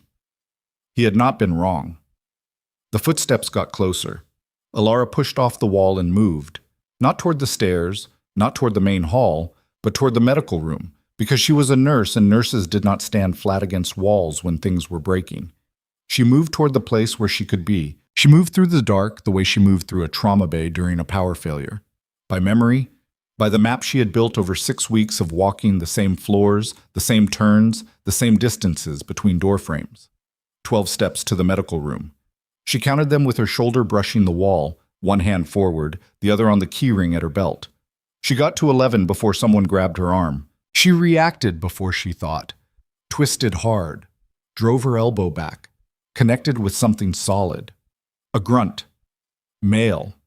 She pulled free and spun, and in the thin gray light coming from somewhere outside, the emergency lighting tripping on at low power, she saw Remy with his hand up and his face doing the particular thing faces did when they were surprised and in pain simultaneously.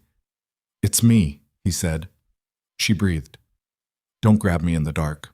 Noted. He was already moving past her. Medical room. Now. Holt's down. The word down had a specific clinical weight. She ran. Holt was on the floor just inside the medical room door. She didn't know how he'd gotten there. Had not heard him. The darkness and the noise of the exterior had swallowed everything. But he was there, on his back, with one hand pressed against his left side, and his face the particular gray-white of significant blood loss, and his jaw set in the iron expression of a man who has decided not to make sounds because sounds take energy he doesn't have. She dropped to her knees beside him. Her hands went to the wound before anything else. Lateral torso, below the ribs.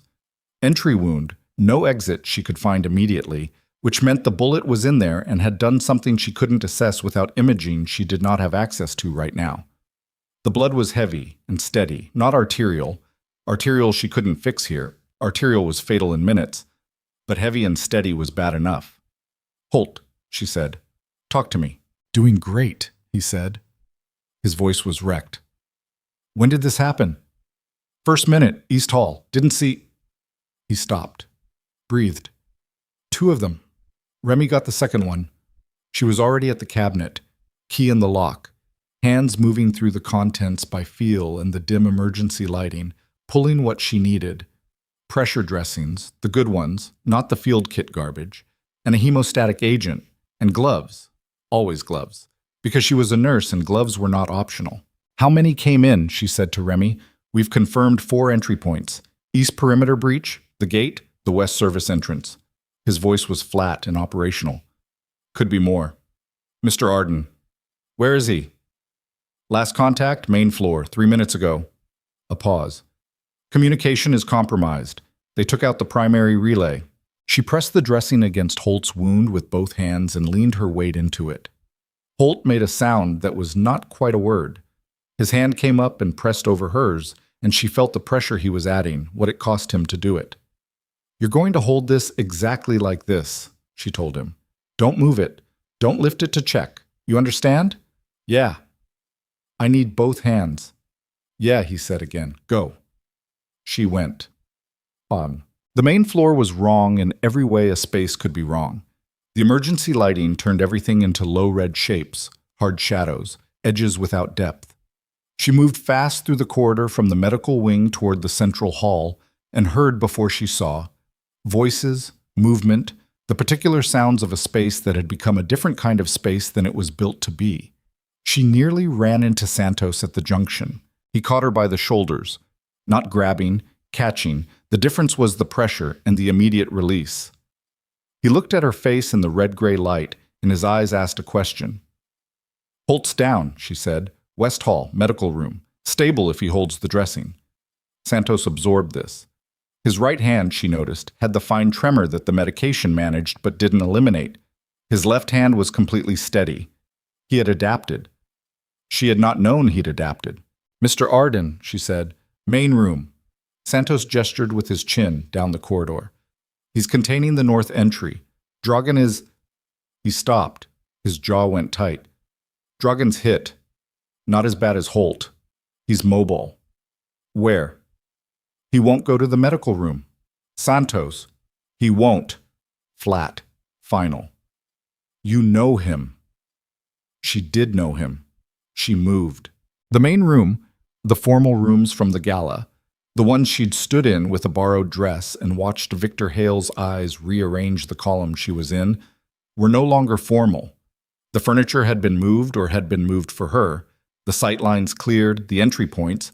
She could count 4 from where she stopped in the doorway, occupied by men who were either Nikolai's or weren't, and in the low red emergency light the distinction required more time than she had. She found Nikolai by the north entry. He was moving, not running. That word was wrong for how he moved. More like flowing, like water that had decided on a direction and was now simply going there without anything as inefficient as urgency. He had a gun in his right hand, and his eyes were running the room in the systematic pattern she recognized from the way he read everything, the same way he'd read her in the hallway at 2 a.m., left to right, near to far, nothing skipped. He saw her in the doorway. Something crossed his face, fast and real and entirely outside the control he maintained over everything else. "I told you to— Holt is stable," she said. "Where's Dragan?" His jaw set. He made a decision with his eyes. She could see it, the moment he accepted what was happening and updated his position accordingly, and said, "East Hall. He won't—" "I know." She was already moving. He caught her wrist, not hard, just enough. She looked at him. "Stay behind the structural walls," he said. Low, fast. Not the partition walls, the structural ones. You can tell by the depth of the door frames. Anything under 4 inches. "Won't stop a bullet," she said. "I know. Brick versus drywall." Something in his face. The same thing from the doorway. The same fast movement, harder to look at directly. He let go of her wrist. She moved. Bumped. Dragan was in the East Hall exactly where Santos had said, and in the condition she had predicted. On one knee against a structural wall, one hand pressed to his upper arm, face doing the same iron-set thing Holt's face had done. The expression of a man who has chosen not to quantify his pain because quantifying it would change his operational calculus, and he has not yet decided to let his operational calculus change. "Sit down," she said. "I'm not—" "Dragan." She put her hand on his shoulder and looked at him directly. "Sit." He sat. The arm wound was a through and through in the bicep. The muscle was compromised, but the bone was intact. She could tell from the range of motion he had been maintaining, from the specific quality of the blood. Painful, significantly limiting, not life-threatening if it was dressed properly. She worked fast. She had brought what she'd grabbed from the cabinet, the basics, enough. She packed the wound and wrapped it, and she could feel Dragan's breathing through her hands on his arm. Controlled, effortful, the breath of a man who has decided that the sounds his body wants to make are not available to him. "Tight," he said. "Tight is good," she said. "Tight means it holds." She finished. He flexed his fingers, testing, assessing the loss. He looked at her. 3 of them got through, he said. The other 2 are contained. Mr. Arden is running the north entry with Remy. What does contained mean? Dragan looked at her steadily. It means they're no longer variables, he said. She did not ask him to clarify. She had decided, somewhere between the medical room and here, that there were aspects of this world she was going to see clearly, and aspects she was going to let exist in her peripheral vision because she was a nurse and not a combatant, and the distinction mattered. The 3 who got through, she said. Where? Dragan's chin tilted toward the back of the house. Moving toward the personal quarters. A pause. Your father is in room... She was already on her feet. The corridor to the first-floor guest rooms was dark, darker than the rest of the house because the emergency lighting in this section ran from a secondary relay, and the secondary relay was either compromised or hadn't tripped yet. She moved with her shoulder against the wall and her hands up and her eyes running ahead of her, trying to build the space from the ambient light coming through one window at the far end. She heard them before she reached Harold's room. 2 voices. One of them was doing the speaking, which meant one of them was in a position to choose not to speak. The other one she recognized. Harold. She stopped outside the door, pressed flat against the wall beside the frame. The door was open 4 inches, hinged left, which meant the room's interior was mostly visible from where she was standing if she angled her head, which she did. Slow, careful, the way you moved around a patient in pain, nothing sudden. 1 man. Inside. Big dark coat, standing in the middle of the room with something in his hand that she identified in approximately half a second and then looked away from so she could think about what she was going to do. Harold was sitting on the edge of the bed where she had left him 2 hours ago, and his face was not the way it had looked when Remy brought him out of the Newark building. Different, cored out. Call her, the man said. She's not going to, call her now. Harold's eyes moved. They moved to the door, to the 4-inch gap. He did not look at her directly. He looked at the space beside the frame, and she understood immediately that he could see her, that he had seen her, and that he had looked away so that the man in the room would not follow his gaze. Harold Voss, who had sold her twice, who had looked at her with kicked dog eyes and taken $60 of grocery money and run a play designed by Victor Hale with her as the payload, who had cried on the phone and said, "I'm sorry," in the particular way that was mostly about the moment rather than the understanding. He looked away from the gap in the door. He said, "I don't have her number memorized. It's in my phone. You took my phone." The man shifted, 1 step to the left, which took him partially out of her sight line, which was either worse or better, depending on what she decided to do in the next approximately 15 seconds. She thought about Holt on the floor of the medical room. She thought about Remy's shoulder and Santos's hand and the way Dragan had flexed his fingers to assess the loss. She thought about what Nikolai had said in the car on the drive home from Newark. He converts failure into escalation. The night was not random. The timing was not random. The breach, the communications blackout, the team moving toward the personal quarters, this was designed. This had the particular quality of something that had been thought about from multiple angles. Hale had not come to win a fight. He had come to take something. She understood at the same time that she understood what the something was. She stepped into the doorway. "Hey," she said. The man turned. He was faster than she'd wanted him to be. She had been hoping for a half-second of confusion, a moment of reassessment, but he was a professional, and professionals did not have the half-second of confusion that civilians had. He turned, and the thing in his hand came up, and she had her hands already up, and her face already in the expression she used in Bay 4 when someone was coming in coded, and she needed the room to understand immediately that panic was not available. "I'm who you're looking for," she said. "Right?" "Hale wants me." A pause. Short. "Yes," the man said. "Then you don't need him." She kept her hands up. Her heart was enormous in her chest, filling it, each beat audible in her own ears, but her hands were steady. They were always steady. She had trained them to be. "Whatever you're doing to convince him to call me, you don't need it. I'm here." Harold made a sound. She did not look at him. "Hale wants me to come voluntarily," she said. "That's the offer he made. I come in," Harold goes. "So." She held the man's gaze. "Tell me where and I'll come." But he goes first. The man looked at her. He was evaluating. She could see it, the same column sorting she had identified in Hale's eyes at the gala, the same running of numbers. "Mr. Hale wants confirmation," he said. "Call him," she said. "I'll talk to him." A pause. He produced a phone with his free hand. He was good, kept the other thing steady the whole time, never dropped the line, which told her he had done this kind of conversation before and was comfortable in the particular doubled attention it required. He held the phone out. She took it. It rang twice. "Ms. Voss." Victor Hale's voice was the same as it had been at the gala, the particular warmth of a man who performs affect rather than having it. "I hoped you'd be practical. Tell your man to take my father out of that room," she said. "Then tell me where to be. You understand what you're agreeing to. I understand you want leverage over Nikolai Arden, and you've decided I'm it," she said. "So let's skip the part where you explain the situation to me and get to the logistics." A pause.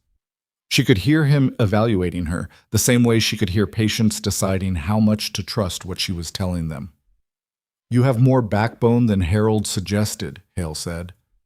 "Harold doesn't know me," she said. Flat. "Where?"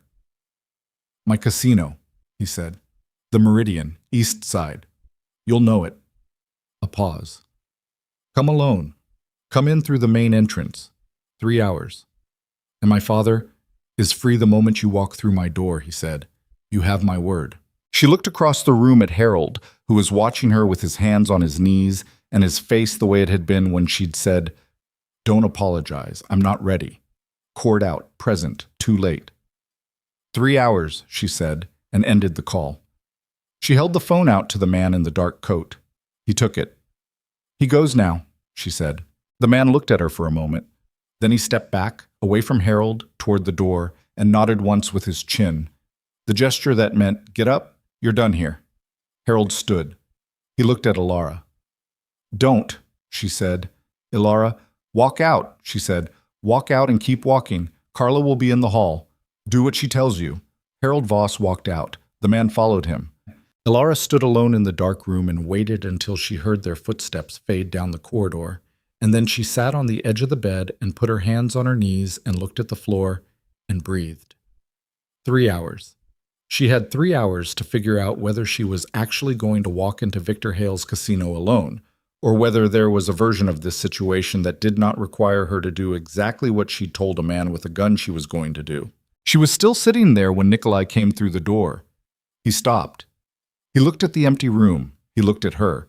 "Where is—" "I got him out," she said. He looked at her for a moment. "How?" She told him. All of it, in the same flat sequential way she'd told him everything tonight. The door, the man, the phone, Hale's voice, the Meridian Casino, 3 hours. The silence that followed was different from any silence she had heard from him before. "No," he said.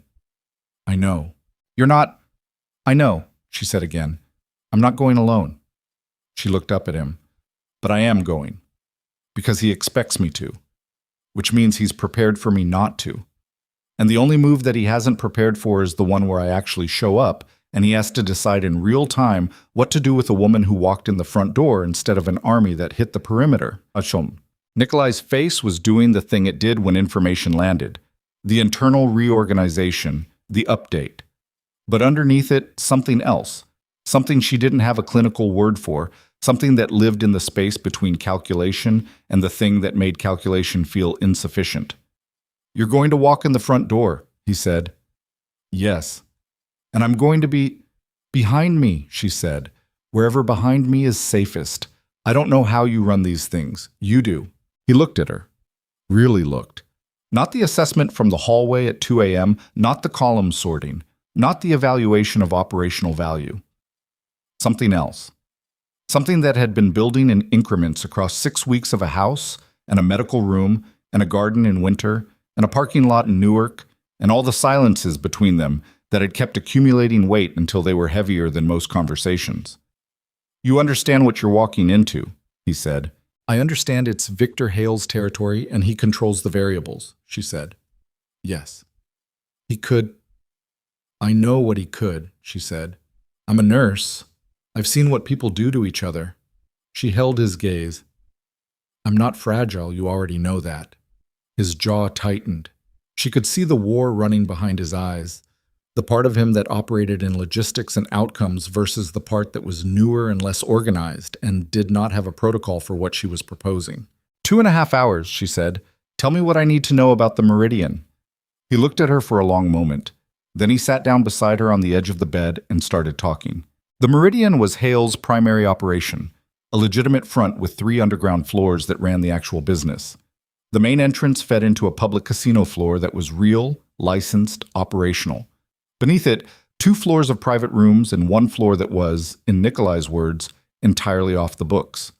Security was substantial on the surface and heavier below, with the particular layering of a place that needed to look clean from the outside and didn't care what it looked like from the inside. He'll put you in a room on the first underground floor, Nikolai said. Public enough that he can show you to people, private enough that he controls access. It's where he runs his meetings. The stakeholders you mentioned, she said, the other organizations. He'll have some of them there, Nikolai said. Not all. He's not stupid enough to commit everyone to one location, but some. Enough to make the point. The point being that he has you, Nikolai said. That I lost the thing. He stopped. The stop was brief but real. That my judgment failed. That an organization whose principle can be pressured through a civilian is an organization that can be taken. She looked at him. And if I walk in and I'm not scared, his eyes moved to hers. If I walk in and I'm not what he's told them to expect, she said, not collateral, not leverage, not a debt payment in a pretty dress. She let that phrase sit between them. Hale's words from the gala, the ones that had cost Victor Hale something she hadn't fully tallied until now. What does that do to his argument? Nikolai was quiet for a moment. It collapses it, he said. Then that's the plan, she said. He looked at her with gray eyes in the low light of a room that had just had a gun in it, and she looked back, and the thing between them, the thing she had been not naming for 6 weeks, the thing that had accumulated in silences and garden mornings, and the word eventually, and the way he had looked at the ceiling of Bay 2 with his hands flat at his sides. That thing was entirely visible now, neither of them performing not seeing it. Alara, he said, don't say anything you'll want to take back later, she said. Not before this. His mouth closed. She stood up. I need 30 minutes in the medical room, she said. Then I need a black car and a dress. She looked at him. You know what I mean. He stood. He was close enough that she could see the particular steadiness of his breath, controlled, the way it had been in Bay 2, the way it always was. The complete containment of a man who had learned to make himself unreadable, and who was, she realized, not unreadable to her, had not been for some time. The key, he said. He reached into his pocket. A key on a plain ring. He held it out. She looked at it. What is this? The gate key, he said. The main gate. If tonight goes wrong, if something happens before we can... He stopped. This gets you off the property without the code. No cameras on the South footpath. You walk 6 blocks east and you call 911 and you tell them everything. He held her gaze. Everything. My name, this address, all of it. She looked at the key. She looked at him. You're telling me to burn you if it goes wrong, she said. I'm telling you to survive, he said, whatever that costs. She took the key. She pressed it flat into her palm and held it there and thought about the man who had come to her door at 2 a.m. with other men's lives in his hands and her father's debt in his pocket and 3 years of watching from a distance compressed into the word eventually, and about who he was and who she was and what tonight was going to require from both of them. She put the key in her pocket. I'll be in the medical room, she said. She walked out. She was at the end of the corridor when she heard him, not following, not calling after her. Just the sound of him exhaling, long and controlled, in the room behind her, the sound of a man who did not allow himself very many things and was allowing himself this one. She kept moving. She had patients to check and 30 minutes to prepare and a casino to walk into and a version of herself to locate. Not the daughter who gave Harold $60, not the nurse who called a Mafia Boss sir in Bay 2, not the collateral who had arrived barefoot at 2 a.m., and a decision that was made before she had the chance to make it. Something harder than all of those. Something that had been assembling itself piece by piece across 6 weeks of a house she'd never asked to enter, in the presence of a man she'd never asked to save, through choices that were never entirely free and were entirely hers anyway. She pushed open the medical room door. Holt was still on the floor, still holding the dressing, his face gray-white and stubborn and entirely present. He looked up at her. "You good?" he said. She crouched beside him and checked the dressing, holding clean edges. His pulse at the wrist was thready, but regular. "Getting there," she said. Outside, the estate was beginning to reassemble itself around the night's damage. She could hear it, the movement and the voices, and the particular sounds of men who had done difficult things and were now doing the thing after difficult things, which was more work, quieter work, the long work of continuing. Elara changed the dressing with clean hands and steady fingers and thought about a casino on the east side of the city and a room underground and the face Victor Hale was going to make when she walked through his door not afraid.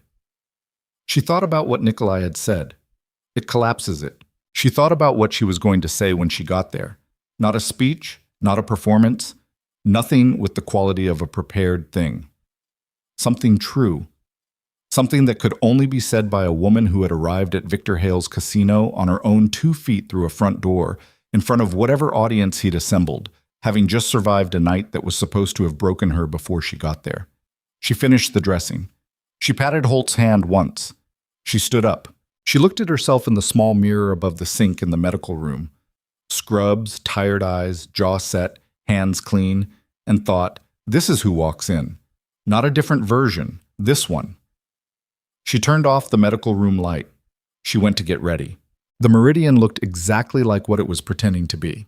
That was the first thing Elara noticed when the black car pulled to the curb on the east side and she got out alone into the cold, that the building had the particular confidence of a lie that had been told so many times it had stopped needing to remember it was a lie. Glass front, warm light, a doorman in a gray coat who opened the door without looking at her face the way doormen were trained not to look at faces because in places like this the faces were not the point. She walked in. She was wearing the black dress again. Carla had pressed it while Elara checked Holt's dressing one final time and argued briefly with Dragan about the arm and lost the argument because Dragan had simply stopped responding, which was his version of winning. She had the key in a small bag at her wrist. The gate key, Nikolai's gate key, the one that meant burn everything if it goes wrong. And she had a wire that Remy had fitted in 15 silent minutes in the hallway outside the medical room, a small thing pressed flat below her left collarbone. And she had her hands and her training and the particular version of herself she had decided to bring tonight. The casino floor was real. That was the second thing. Slot machines and felt tables and the particular ambient noise of organized hope. The rattle and murmur of people in the ongoing process of believing tonight might be different. She moved through it without pausing, because pausing would look like hesitation, and hesitation was the first thing people like Victor Hale read, and she was not giving him the first read. A man found her at the far end of the floor. Dark suit, earpiece, the practiced invisibility of security that wanted to be seen just enough to communicate presence. He did not touch her. He said, "Ms. Voss," the way people said names when names were information rather than greeting, and turned, and she followed. The elevator was behind an unmarked door behind the main bar. It went down. She counted the seconds. 11. 2 floors then, or close to it. The doors opened onto a corridor that was different from the floor above, not trying to be anything other than what it was, which was a space where the aesthetic of the building had been replaced by the aesthetic of function. Good lighting, because good lighting was a control mechanism. Neutral walls, doors with keypads, the kind of space that was designed to make you feel like the building understood exactly where you were, and you did not have the same understanding about the building. The man walked her to the third door on the left. He opened it. She walked in. The room held 9 people. She counted without counting, the nurse's habit of running a census, knowing at all times who was in a space and where they were relative to each other and relative to the exits. Victor Hale stood at the far end of a table that ran the length of the room, and on either side of the table sat 4 men she had never seen before. 2 of them she could identify as significant without knowing their names. The quality of the space they took up, the way the room organized itself around them. The other 2 were harder to read. At Hale's right hand stood a man she recognized from the gala. Silver-haired, the jaw softness, the hard eyes. The man whose infected arm she had treated. He looked at her now with the evaluation she remembered, and the column she was in had changed again, and she could see him deciding what the change meant. Against the left wall, two of Hale's security, both watching her with the professional attention of people who had been told she was something specific and were now running that description against what they were actually seeing. She came to the chair at the near end of the table and did not sit down. Standing was better. Standing said she had not yet decided this was a place she intended to stay. Hale looked at her. The warmth performance was different in this room. Scaled down, more precise, the version he used in spaces where everyone present knew what warmth was worth and valued accordingly. "Ms. Voss," he said, "thank you for coming." "You made it easy to decide," she said. A small acknowledgement in his face, a tilt of the head, a quarter inch, the kind that meant he'd registered the response as interesting. He looked at the men on either side of the table. "Gentlemen, Ilara Voss, Harold Voss's daughter, Nikolai Arden's," he paused. "Guest, private medical staff," she said. Hale's mouth curved. "Is that what he told you?" "It's what I am," she said. "I have intake files on 6 men. Treated a through and through on your associate 3 weeks ago." She looked directly at the silver-haired man. "Your bicep is holding. I'd like to see the follow-up dressing by next week." The room changed. She felt it before she saw it. The particular shift of a space when the dynamic that was supposed to be running is replaced by a different one. The silver-haired man's eyes moved from evaluation to something more complex, and she heard, from one of the two harder-to-read men, a short sound that was almost not a laugh. Hale looked at her steadily. "You understand why you're here," he said. "You want to demonstrate to these men that Nikolai Arden is compromised," she said, "that his acquisition of a civilian into his household represents a failure of operational judgment, that if a man like him can be pressured through a woman, he can be pressured." She held Hale's gaze. "Is that close enough?" The warmth performance dropped approximately 3 degrees. "Close," he said. "The problem," she said, "is that the demonstration requires me to be a certain kind of woman. Scared, dependent, brought here through leverage because I had no other choice." She looked around the table. "I drove here. I walked in the front door. I came because I chose to, not because your man in Harold's room had convinced me I had no other option." She paused. "Do you want to tell them about the man in Harold's room, or should I?"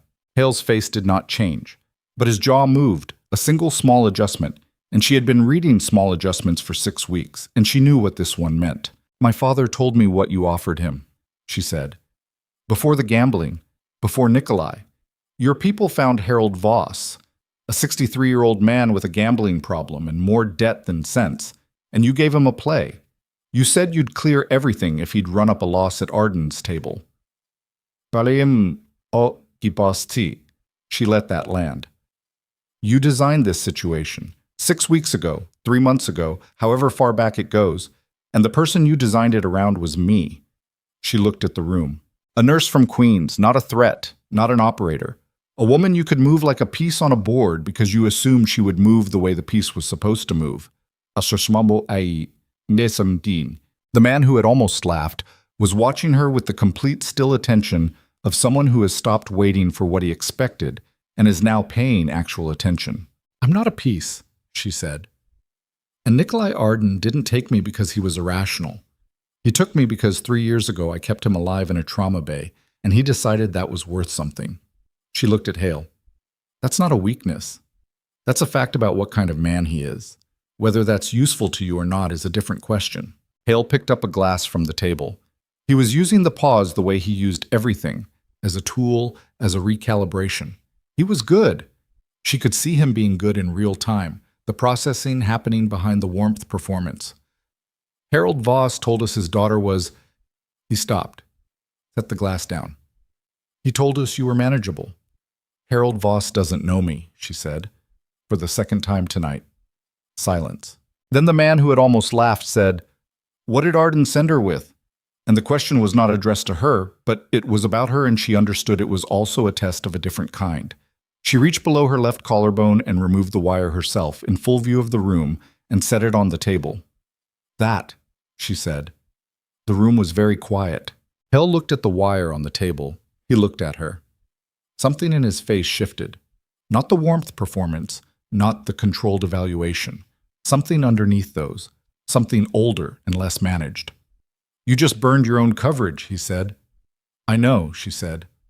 "Why?" She looked at him. "Because I'm not here to be rescued, Chiam," she said. "And you needed to see that. All of you needed to see that." She looked at the table, at the men sitting along it. "I'm here because Harold Voss is my father, and I made a choice to keep him alive even when that choice was terrible. And I'm here because Victor Hale built a situation around me without asking me, and the only way to collapse it was to be exactly the opposite of what he built it to contain." She straightened. "I'm not leverage. I'm not a demonstration. And Nikolai Arden's judgment is not compromised." Her voice stayed level the whole time. She had been keeping her voice level in terrible rooms for years. "His judgment is exactly what it always was. The difference is that the thing he judged worth protecting can walk into a room like this and tell you so herself." Victor Hale looked at her for a long time. Then he looked at the men along the table. The silver-haired man spoke first. "Where's Arden?" "Outside," she said. "How many?" She held the silver-haired man's gaze. "Enough," she said. He looked at Hale. The look had the quality of a decision that had already been made and was now being communicated. "Victor," he said, "this is done." Hale's jaw moved again. The small adjustment. She watched him run the room, like count what he had, count what was against him, calculate the distance between where he was and where he'd intended to be. She had seen this kind of calculation in patients who were getting a diagnosis they'd been hoping wouldn't be what it was. The moment when the alternative math stopped working. "Done," Hale said. Not a question, not an agreement, just the word, sitting alone. "The girl came in through the front door," the silver-haired man said. "Alone, on her own choice, and burned her own wire." He looked at Hale with the eyes that had nothing warm in them. "Whatever you told us about Arden's position, this is not the evidence you said it was." One of the harder-to-read men stood. He did not say anything. He simply stood, and standing was enough. The weight of it, the statement of it. The way everyone else in the room understood immediately that a man choosing to stand was a man choosing a direction. The second harder-to-read man remained seated. He looked at Alara. "The debt," he said. "Harold Voss, what is its current status?" "Settled," she said. 6 weeks ago." He nodded once. He did not look at Hale again. Hale turned away from the table. He walked to the window, a small window, set high in the wall, the kind that was more ventilation than view, and stood with his back to the room. His shoulders were set. His hands were in his pockets. She could see, from the particular stillness of his back, that he was doing the same thing she did when she got bad news she hadn't seen coming, running through the options, one by one, eliminating them. She watched him run through them. She watched the last one close. "Get her out," he said, to his security, without turning. "Front door, unharmed." A pause. "And get me Harold Voss." She felt something move through her at that last sentence. Not fear, not quite.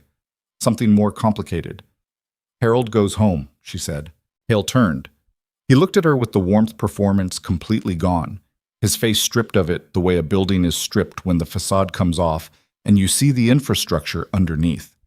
The infrastructure was old and tired and had not, she realized, been built for situations where things went the way this one had just gone. "Harold Voss," he said, "made a deal with me."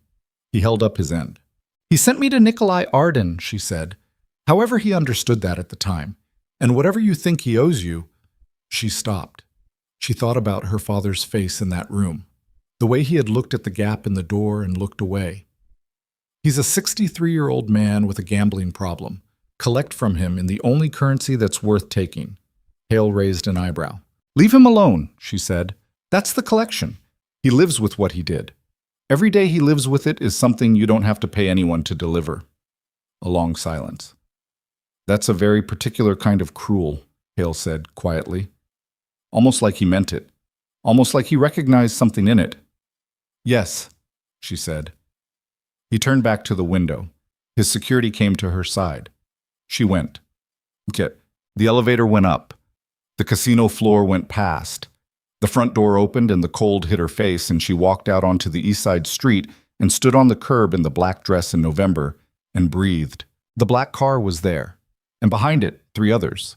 And Nikolai was standing on the pavement, not in a car, not behind anything, standing in the open in the cold with his hands at his sides and his face doing the thing it did when information landed, except that the information landing right now was her, walking out the front door, whole. She crossed to him. He looked at her, at the place below her left collarbone where the wire was not. "You pulled it," he said. "Yes." "Why?" "Because they needed to see it was my choice," she said. "Not a performance, not a managed situation." She held his gaze. It worked. His jaw moved. "And if it hadn't, it did," she said. He looked at her for a long moment in the cold and the dark, and she looked back, and neither of them was pretending not to see the thing between them anymore because there was no more room for the pretending. The night had used it all up. "Harold," he said. "Hale's releasing him," she said. "I think." She paused. "I made an argument." "What kind of argument?" "The kind that costs him nothing but works anyway," she said. "He's tired, Victor Hale. Underneath everything, he's tired. You probably know that." Nikolai was quiet for a moment. "Yes," he said. "Tired men take the offer that lets them stop," she said, "especially when everyone else in the room has already decided." He looked at her with those gray eyes in the amber light of the east side street, and she thought about Bay 2, about the man with his hands flat at his sides and his eyes on the ceiling, and about 3 years of a woman's name sitting in the back of a very particular kind of mind, and about what it meant to be seen by someone who was accustomed to seeing clearly. "Come home," he said. She looked at him. "Not as collateral," he said, "not as medical staff, not as anything that has to be explained or justified or settled." He said it the way he said things that were already decided, but underneath the certainty was something she had not heard in his voice before, something that needed the answer, that could not simply absorb whatever the answer was and move on. She thought about her apartment in Queens, the cold radiator, the bills on the table, her mother's photo on the wall that she hadn't been able to take down. She thought about what she was going back to, if she went back. The same shifts, the same small erosions, the same $60 from the grocery money, the same Harold.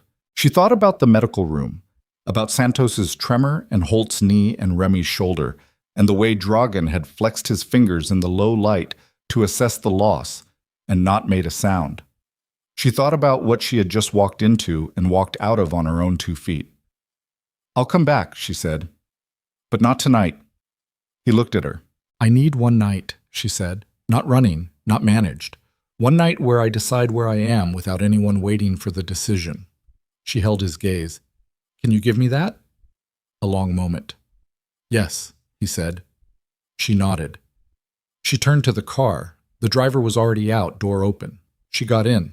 She looked back at him once through the window, standing on the pavement in the cold, not watching the car go the way people watch things they were afraid of losing, just standing, his hands at his sides, the way they'd been in Bay 2, the complete and total stillness of a person who has decided to trust something outside his control.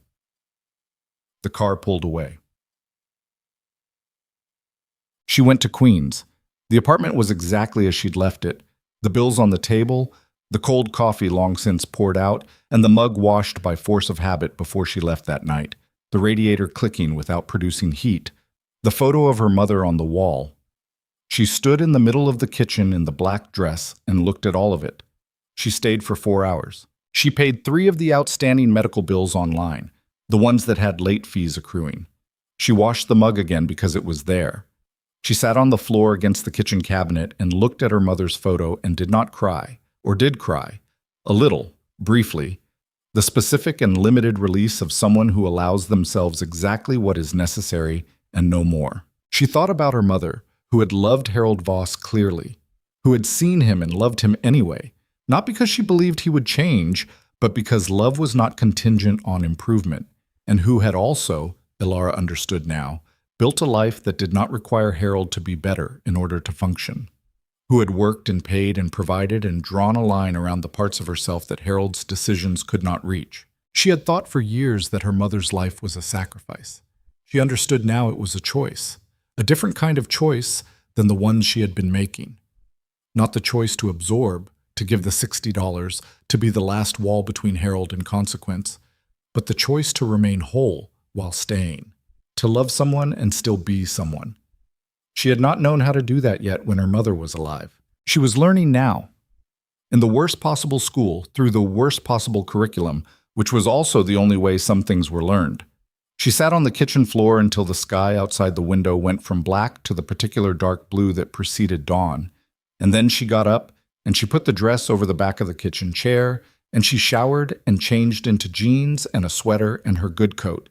She made fresh coffee. She drank it at the table with her mother's photo and the stack of bills and the cold radiator and the faucet that still dripped. At 6:17 in the morning, her phone rang. Harold. She looked at the name for 3 rings. 4. She thought about not answering. She thought about what it would cost her to answer and what it would cost her not to. She answered. "I'm home," he said. His voice was wrecked in a different way than it had been in that room.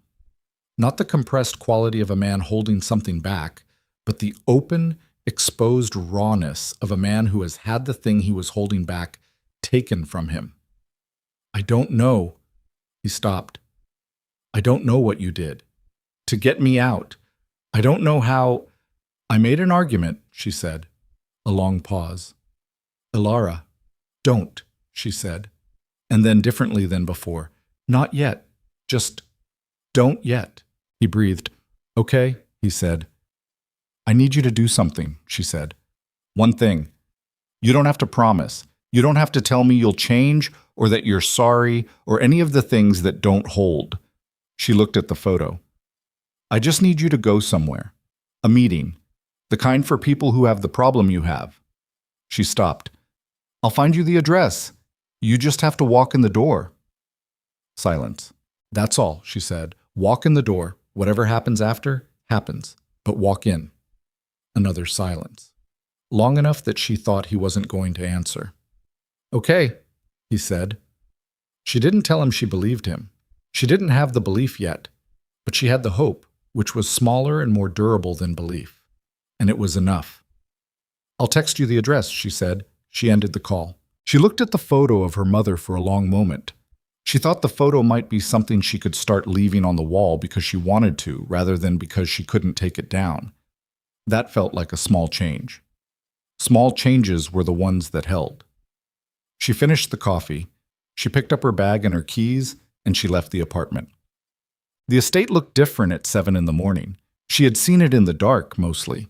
In the particular amber of expensive exterior lighting, in the emergency low red of a building that had been breached and was holding. She had not seen it in early winter daylight, which was flat and pale and honest in the way that daylight was honest when it didn't have any warmth to offer, just light. It looked large. It looked like what it was. A place that had been built to contain something and that had been finding out slowly that the thing inside it could not be contained by walls. Carla opened the door before she knocked. She looked at Ilara in the doorway with the look she used when she was deciding whether a situation required comment and decided against it, and stepped back. Ilara came in. The house was quiet in the specific way of a space that had absorbed a significant event and was in the early stages of returning to itself. She could see evidence of the night in small things: a repaired door frame near the east hall, a section of flooring near the main room that had been cleaned with more thoroughness than usual, the particular orderliness of a space that had been deliberately restored. She went to the medical room. Holt was not on the floor. He was in the bed in the small recovery room adjacent, which she had set up 3 weeks ago in anticipation of exactly this kind of situation, because she was a nurse and nurses anticipated. He was awake, and his color was better than it had been, and his pulse when she checked was stronger. He looked at her when she came in. "Heard you walked into Hale's casino alone," he said. "Not entirely alone," she said. She checked the dressing. Clean, holding. "How's the pain?" "Manageable." "That means bad." "It means manageable," he said. She adjusted his medication dosage and told him so. He accepted this without argument, which told her he was in more pain than he was going to admit to and was choosing practical over pride, which was progress. She found Dragan in the kitchen. He was standing at the counter with coffee, his bandaged arm held slightly away from his body, the way people held injured limbs when they were pretending the injury wasn't affecting them. He looked at her when she came in. "Arm," she said. He held it out. She redressed it at the kitchen counter, and he drank his coffee one-handed, and neither of them said anything, which was exactly the right amount to say. She found Santos in the hallway, and he told her his morning tremor had been moderate, which meant the medication needed a small adjustment, and she made a note and told him she'd have the revised dosage by afternoon. She found Remy near the East Hall, examining the repaired door frame. He looked at her over his shoulder when he heard her coming. "Shoulder," she said. "Is fine," he said. "It's been 2 days since the injection," she said. "I need to see the range of motion." A pause. He turned fully and held his arm out to the side, watching her face while she assessed it, the way he'd watched her from across rooms for the first 6 weeks. Not with hostility now, with something more like the careful attention of a man who has updated his position and is still working out the implications. "Better," she said. "Not done. 3 more days. 4 meetings already today," he said. "3 more days," she said. "I mean it." His jaw did the thing. "Fine," he said, which from Remy was the equivalent of a handshake. She left the East Hall. She went to Nikolai's office. The door was open. He was behind the desk, the same as the first morning, reading something. He looked up when she came in, and this time he did not finish the sentence he was on before he looked up. He just looked. She stood in the doorway. "Holt's dressing held overnight," she said. "His color is better. Dragan's arm is clean. Santos needs a dosage adjustment. Remy has 3 more days of light duty." She paused. "That's the medical update." He looked at her. "I came back," she said. "I see that." She came into the office. She sat in the chair across the desk. The same chair, the same desk, the same morning light through the window, but a different version of the space because she was a different version of herself sitting in it. The woman who had arrived barefoot at 2 a.m. 6 weeks ago was still there, still in the architecture of her, but she was not only that woman anymore. "I want some things changed," she said. He waited. "The 24-hour notice for transport," she said. "I want a car available on 2 hours' notice for non-emergency situations, 1 hour for anything medical." "Done," he said. "I want the medical room budget doubled," she said. "The imaging situation is unacceptable. I have patients whose conditions I can't fully assess without equipment I don't have. That needs to change." "Done," he said. "And I want to run a clinic," she said. He was quiet. "Not here," she said. "Off the property. Somewhere in the neighborhood. Whatever neighborhood you think is right, wherever the need is highest. I'll staff it. I'll run it. It needs to be legitimate, completely clean, no connection to anything that can't be looked at directly." She held his gaze. "I know you fund things like that already. Under other names. I want one with my name on it." A pause. Long enough that she could hear the house around them. Carla somewhere in the back, the distant sound of men moving through a morning, the ordinary sounds of a place that had survived a night and was choosing to continue. "Your name," he said. "Ilara Voss," she said. "Not a front, not a connection. My name, my license, my practice." She held his gaze. "I'm a nurse, that's what I am. That doesn't stop because of where I live." Nikolai looked at her for a long time. "All right," he said. She exhaled. One breath, quiet. She looked at him across the desk in the morning light, the scar along his jaw, the gray eyes, the hands flat on the desk the way they'd been flat at his sides in Bay 2, the same absolute stillness that she had read as control and had learned was something more complicated than control. Something that had to do with a man who had never expected to want to stop being still. "I need you to understand something," she said. He waited. "I'm not here because of the debt," she said. "The debt is done. That ended." She paused. "I'm not here because of my father. Harold is Harold, and I love him with whatever I have left for him, and that's separate from this." She looked at him steadily. "I'm here because I'm choosing to be here, and I need you to know the difference.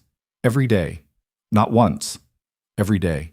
He looked at her with the gray eyes and the still face, and the thing underneath the stillness that she could see clearly now had been able to see for weeks, the thing that had been building since before she walked into an elevator barefoot at 2 a.m.